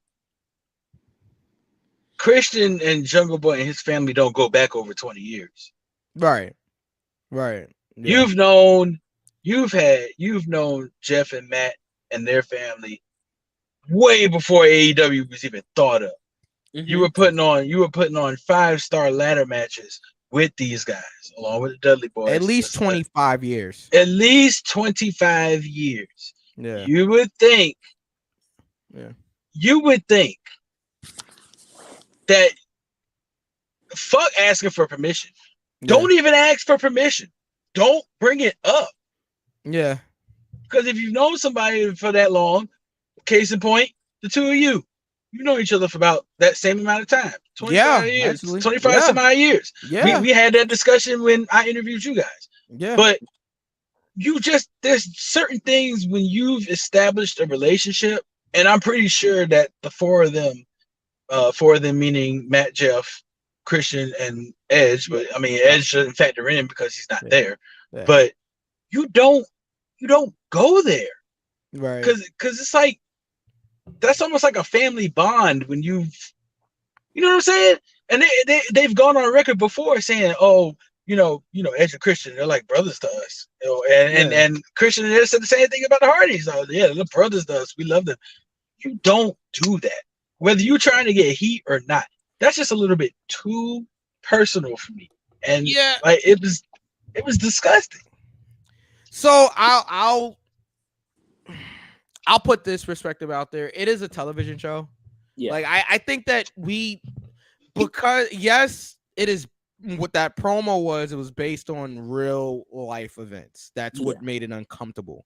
But I feel like not necessarily this promo, but I feel like sometimes we as wrestling fans take things way too personally. I think that it comes down to like it is a television show at the end of the day. It is not real. It's a television show.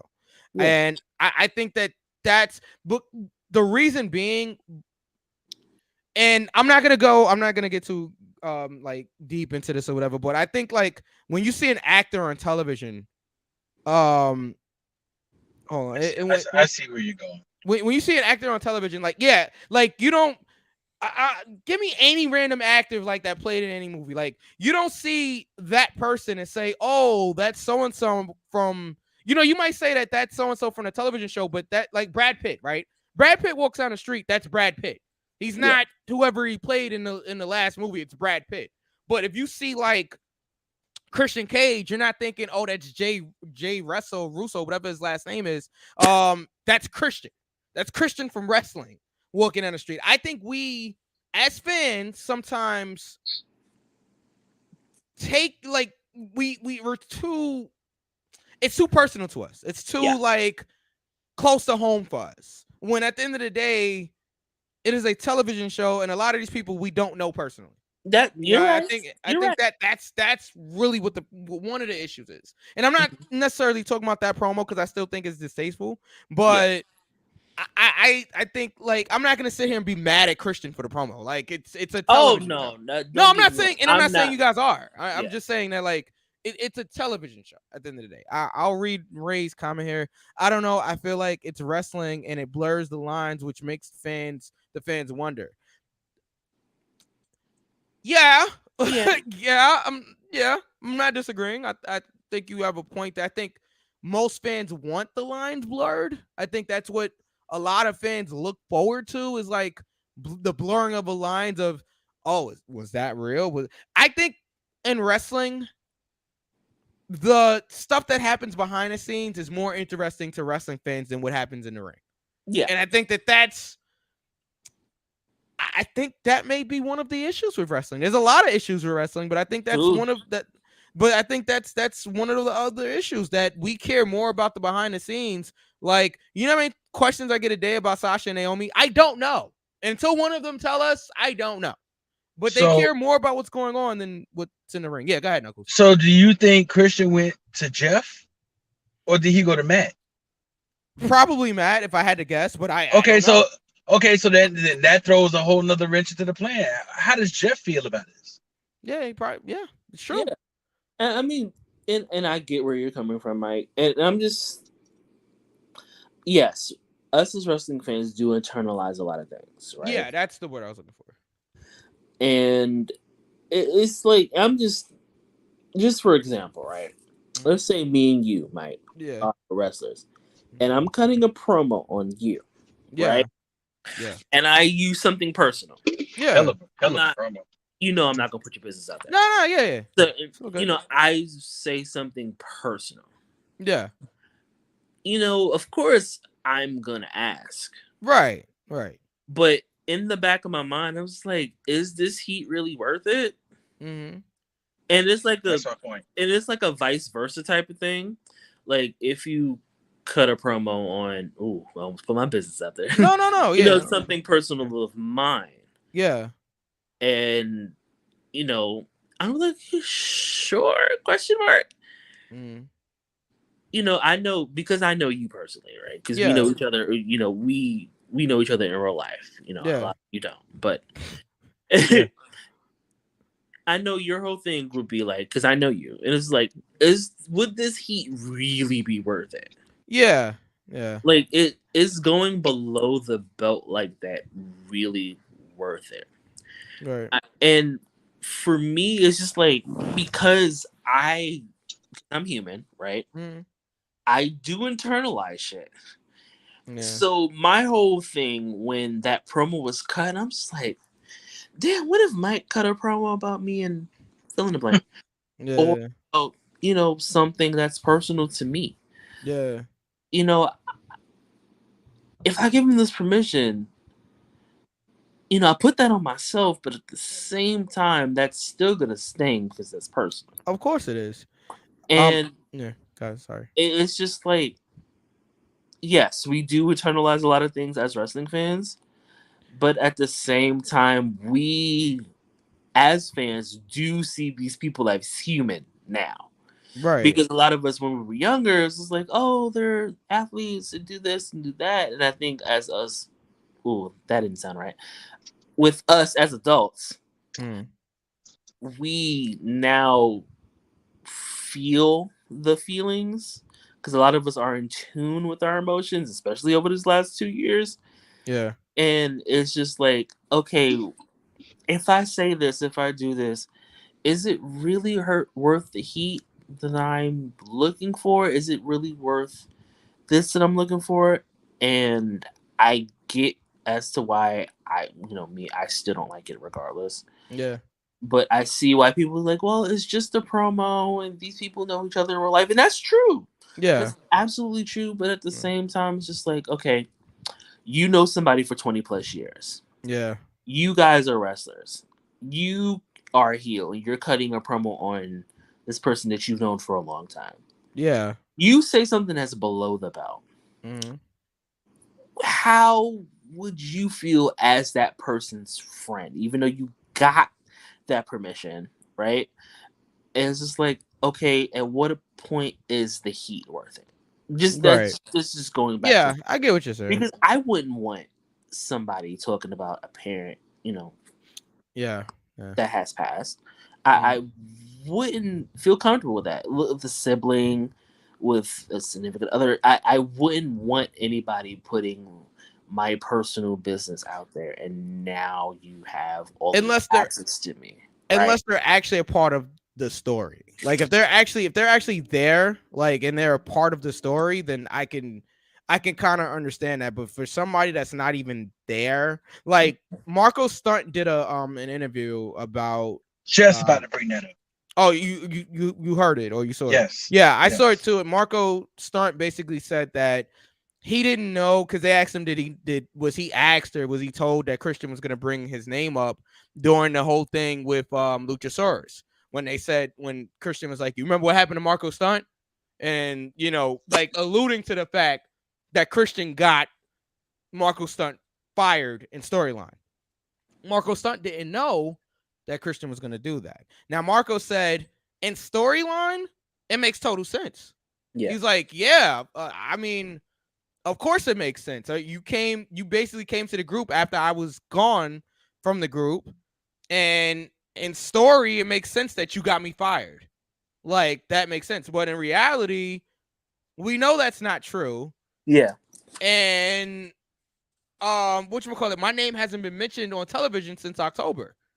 So, so Marco was just like, in storyline, it's fine, but he's like, personally, he wasn't really feeling it because, like, I'm not even there kind of thing.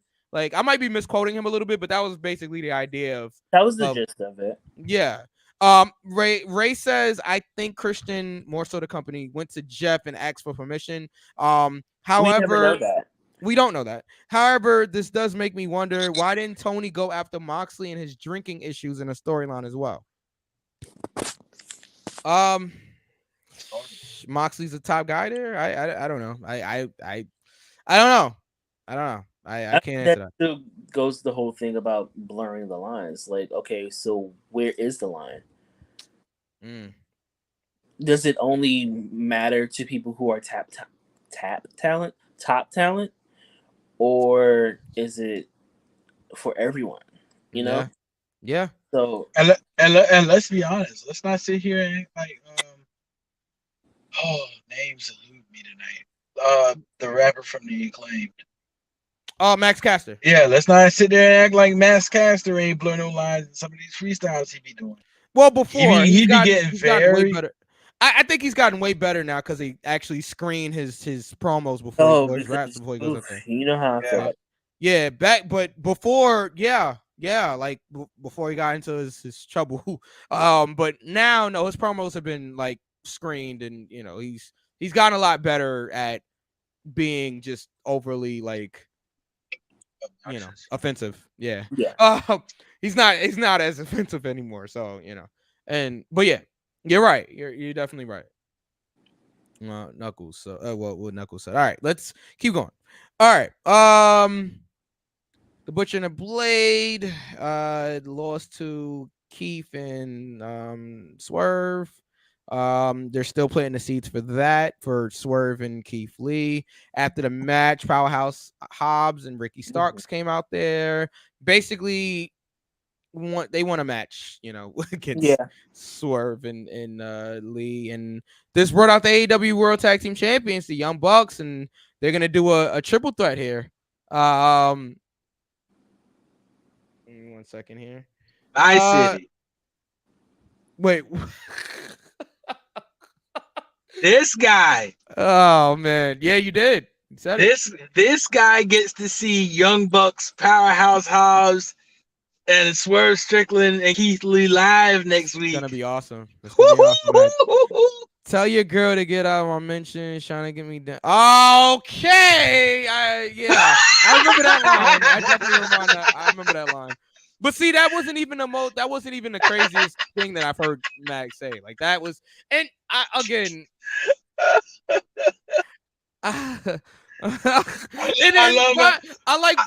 did like the follow up. Like when I think Bowens had said, "What? He just wants to be on the podcast." I love how I know B doesn't like their claim. I dig their claim, and I think they turned babyface, but we'll get there. I love them. I love them. Yeah, I think those guys are extremely talented. I always thought they were, but I just love how the podcast. I just love how Mike reads the comment 3/4 of the way through and is just like, all right. Yeah, I'm reading it and I don't know where it's going. And then I can see the end of it. And I'm just like, oh boy, all right. I should have read that before I started reading it out loud. But yeah.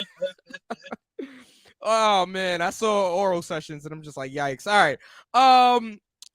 Anyway, yeah, so it's gonna be a 3-way. The crowd started chanting FTR during the Young Bucks promo, and they said, well, we're better than them, and they're not, but yes. Yeah, they're not. Right now, they're not. All right. Let's and they could have been talking about Johnny Moxley's wife's podcast, man. That's what it's called, isn't it? It's called Oral Sessions. Yeah. It's exactly what it's called. Yeah. Get your minds out of there. Yeah. Come on. I just want to be on the podcast. Come on. At some point we're it all was good, V. Don't do that. Don't do that. At some point we're all entertainers. Yeah, I love that too. I love that too. Oh man, yeah, I'm sure they would have been entertained on Renee's oral sessions. All right, wow. So let's keep going. Wow. It's just a podcast. It was a podcast. She has a podcast called Oral Sessions. All right. Well, if you don't get your ass out of here, she has a podcast. All right. Let's keep going. I'm abandoning this ship. It's late. All right. Hey, I wonder if she's still accepting guests. All right. So anyway, and we will praise you for the rest of Eddie Kingston. Yes, Eddie Kingston goes to the ring. Eddie Kingston goes to the ring to cut a promo. But he's interrupted by Chris Jericho and the rest of the entertainers. Yeah. Oh, we're on a roll now. 1:13 in the morning. We're on a roll. Right, exactly. I am tired. Ty Conti slams a car door that Ruby Soho puts her arm in the door for her. Slams her card for her. And Ruby, sorry, Ruby. Love you, Ruby, but that was. She was just like, the Jericho Spirit Squad. I forgot why. We're not going back there tonight. Forgot why V doesn't like they claimed. Yeah, he just never was feeling them. So yeah, that happened. Ty Conti slammed the door in Ruby's arm that she waited there for. Come on, bring it on. What are you waiting for? Oh, all right. The Dark Order came out, all 6 of them. The fans chanted Brody.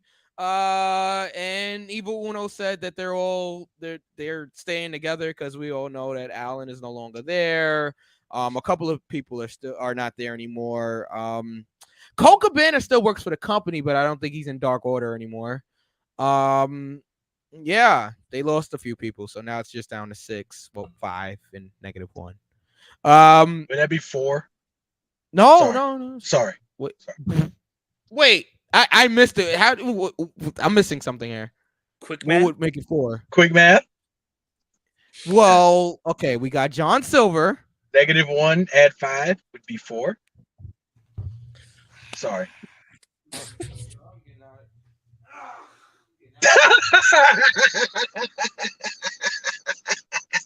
No, Mike, I leave. Mike, come back. That's Mike. Oh, all right. Wow, pal. I sounded like Ted DiBiase just then. Scott Steiner. Well, if you carry the 3 and then you add oh man. You have a 33 and a third. Yeah, all right. All right. Let's just go. Let's keep going. We're off the rails here. All right. QT Marshall comes out there and says, I get it, your dad is from Rochester. Your dad is a legend. But you take after your mother. The Dark Order beat up they beat up Marshall. Hangman comes out there also to help beat up Marshall, and that's the end of the segment. Everything good? This is good. We're trying to get through this. Everything good? Let's just keep going. All right, guys, pull it together. We had Roosh versus Penta. Roosh. Okay, Roosh, the former Ring of Honor World Champion, Roosh. Okay, it's spelled Rush, but it's pronounced Roosh. How about that, Bonji? I know who Roosh is. I used to watch him in Ring of Honor. Ha ha ha ha. All right, so Roosh, Roosh might be a multi-time champion in Ring of Honor, actually, I believe. But yeah, anyway, Roosh gets a win over Penta after he takes the mask off in a low blow. Yeah. -1 could have done a better promo. Yeah, I'm sure he could have. How old is -1? Yeah. He's a kid. He's 10 years old. He's 10 years old. Get a kid a break. All right. Yeah. And then Penta. Okay. We're good with that. Good. All right. There was a backstage with Lethal. He says finally Samoa Joe got off his couch and is coming to work. And is coming to work. And on Death, I heard me. And Death Before Dishonor on July 23rd on pay-per-view. They're gonna have a match for the Ring of Honor. It says Ring of Honor World Championship here, but I believe Samoa Joe is the television champion. And this is from AEW's official site. Okay, by the way, so I'm reading the result. You guys can't see it. I'm not even gonna try. Yeah. Their official site says Ring of Honor World Champion Samoa Joe. All right. Bonji says, I want the Dark Order to join the House of Black and become the demented alkalides of Malachi, even more demented than his others. Could be how Julia Hart gets her evil persona. I mean, she's already evil, right? Right. Well, I could see the Dark Order joining up with the House of Black, though. That's not the worst idea. That's actually pretty good. I don't want that. I don't want that. Too many. You don't want that. Too many people. Well, Dark Order remember, it would just be them adding back the members that they were like lost. the cult. They were like the Ministry of Darkness, basically. Oh, and that was too many people. Oh, son of a bitch. All right. All right. Look, The NWO got watered down because of too many people. Yeah, that's true. The Ministry of Darkness got watered down because of too many people. What the hell did you have Midian in there for? He wasn't doing shit. Goddamn. What was God rest his soul. Viscera. Yes. Viscera was on Velocity if he was lucky. Yeah. I mean, and much respect to him, but I don't think House of Black has been on TV much, like besides Brody King this past week. But I know Malachi pretty much. And the Dark Order was like the NWO in the beginning. Yeah, it was bad.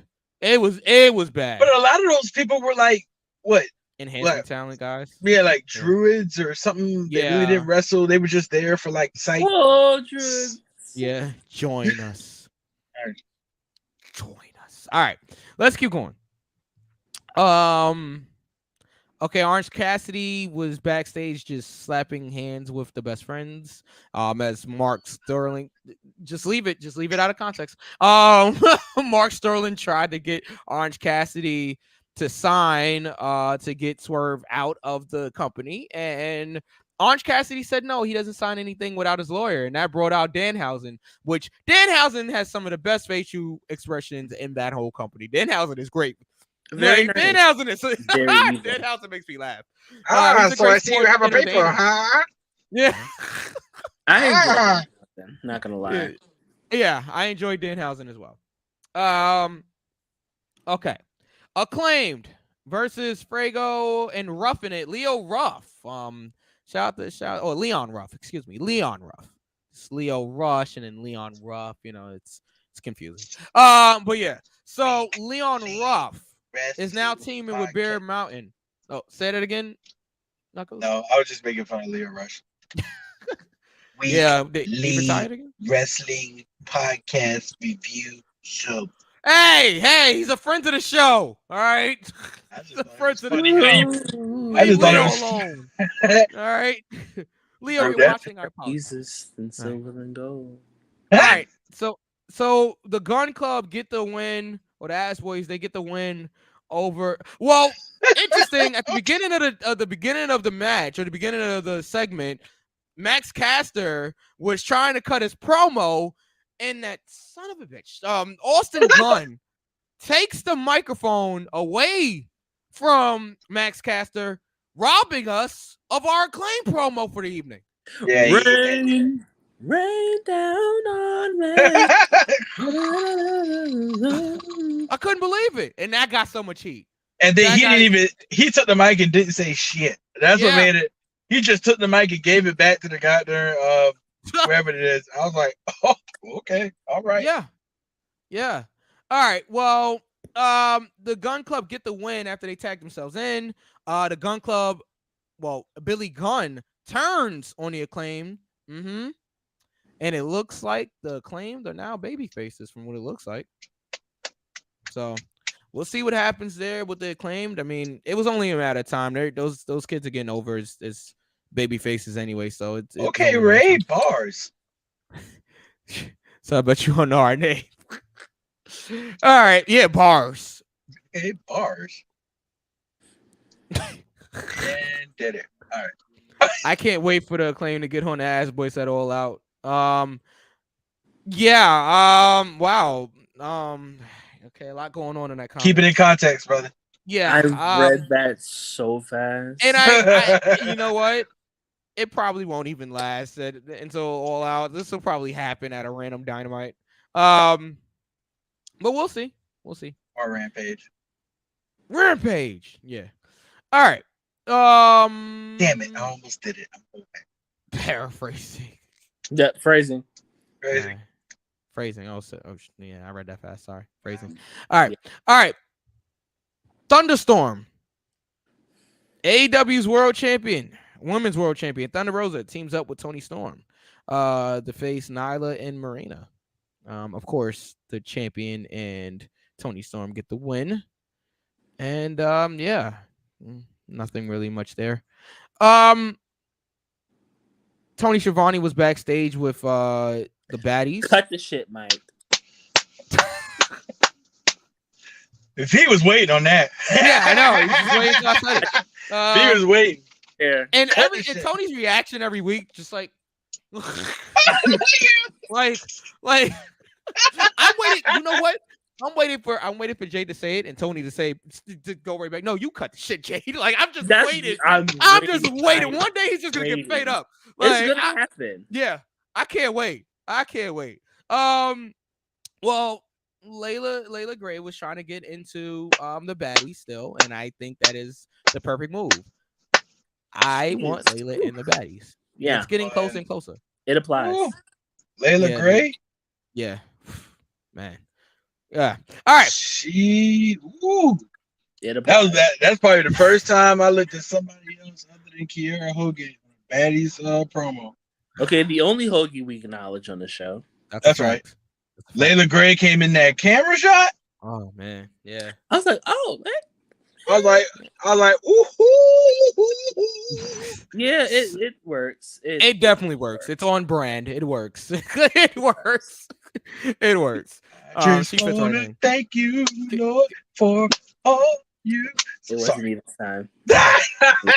Can we all just give Kiara her things also? Like Kiara's looking. Oh, Kiara got the things now. She does have things. Don't do that. All right.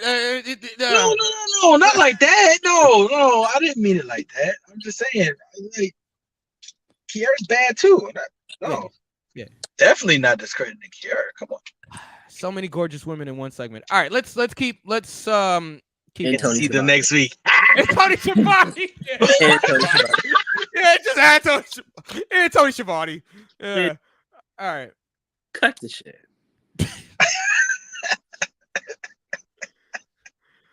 We had Garcia cutting a promo against Wheeler Yuta. So they're gonna face off at Death Before Dishonor for the Peer Championship. That'll be really good.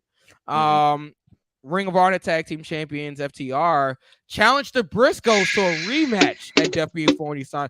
I might actually have to watch the show. I don't know if we're gonna cover it on the predictions, but I might actually have to watch this. It's gonna be awesome. But I can't wait for Tony Khan to make the All Elite Pacific Championship so we can give that to Tony Storm so she can drop it to Jade. I don't know. Oh, he trying to be funny. Yeah. The All Pacific, All Atlantic, All Pacific. Yeah. Yeah. All right. I was gonna say something else, but that might be. No, I know where you were going. Yeah, okay. Leave that right there. Thank you. It is the ocean, but no. Yeah, thank you. No. I saw what you were stepping in. No. Yeah. Not. Come on, Mike. You don't know the oceans in the world? I do. Okay. Not the show for that. Yeah. All right. We have the AEW Interim World Championship match. Blackpool Combat Club's Jon Moxley, the world champion, defending against House of Black's Brody King. Really good match, solid match. Jon Moxley gets the win with the Bulldog choke. Yeah, let's watch Death Before Dishonor and predict it too. I'll watch it. Yeah, I'll watch it. I don't know about all that. I don't know. Oh man, I am tired. All right. Moxley gets the win. He's still a world champion. I don't think anybody thought differently. Yeah. Brody King nobody thought he was dropping it. Yeah, Brody King had a great showing, but yeah. Brody King couldn't continue, and yeah, Moxley's the champion. All right. What did we think about this week's Dynamite? 2 count. 2 counts. All right. And John got a 2 count as well. Yeah, I'm gonna give it a 2 count. I thought it was a solid show. Nothing too crazy. But yes, 2 count. John or Knuckles, JPS, you know, all that. You're gonna be at the show this week, so you are official AEW. Well, next week you are official AEW correspondent. 3 count with a post-match celebration. Wow, Ray really enjoyed the show. Good gracious. All right. Wow. I thought it was good. It was a good show. I didn't have a problem with it. It was good. What are you looking forward to most about this show? And we're getting out of here as soon as you At Triple Threat. Triple Threat. Okay. Yeah, right. they're labeling it as Fighter Fest Night 1. Yes. You're getting Fighter Fest Night 1. So it's gonna be interesting. They only really advertised 2 matches, so that kind of has me wondering. But I'm sure you guys will get more advertised matches. Yeah, probably like on Rampage or something like that this Friday. But yeah, AEW.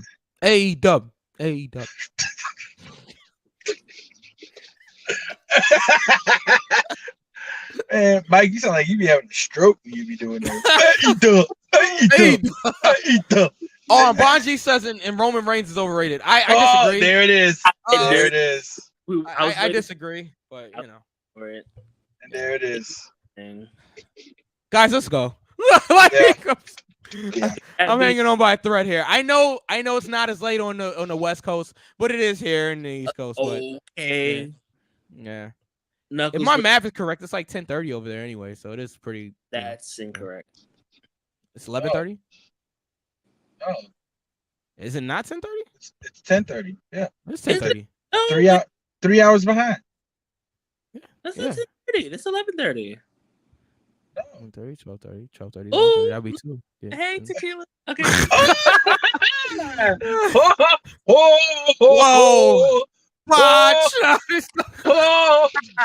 We need a West Coast correspondent. Oh man, already know. We need a Midwest correspondent. I mean, a Midwest. 10:30. Bonji says it's 10:30. Yeah, it's 10:30. Oh, it's 10:30. Yeah. Oh, the confidence. Shout outs to the Rocks Tequila. Yeah. Terramana in the building. Oh so, man. Thanks, Ray. Thanks, Bonji. Yes, it's 10:30 over there. It's 10:30. Oh no! It's time to go. No. It's time Where to go. Can they find you? We're not doing it. Yeah. Where can they find you? I'll go for. You can find me on Instagram, Mike_EQ, and on Twitter it's DJ Mike EQ. Knuckles, where can they find you? Thank you. Yes, on Instagram, JPS Music 15. Also on Instagram, DJ_Knuckles, all lowercase. Find me on the Snap. Snap is about to be popping because I'm going to AEW Wednesday, so you might as well just go ahead and just subscribe. August, beginning of August, YouTube page starts. Yes. So I'm definitely excited about that. I had a YouTube page and like basically forgot about it because I lost interest in it, but I'm bringing it back. So beginning of August, that's going to be popping off again. And yeah, that's it. So be on the lookout. Okay, so you can find me at KingV_the_ruler on Instagram and _Watch My Throne on Twitter. You can find the show at GoForThePin_show on Instagram and Go For The Pin Show on Twitter. And you can just go ahead and do your Googles and type in Go For The Pin. You'll see my big ass head on YouTube. And that's how you'll find us. So go ahead, like, subscribe, all of that. Apple, Spotify, Anchor, you know, your baby mama's house. This is true. Yeah, no, I can confirm. Yeah, true. Whoa. I gotta chill. I gotta chill. Somebody listen to the show. I'm joking. I'm joking. Nothing to do with King V. I'm joking. I'm out. Ray says, you definitely need some sleep.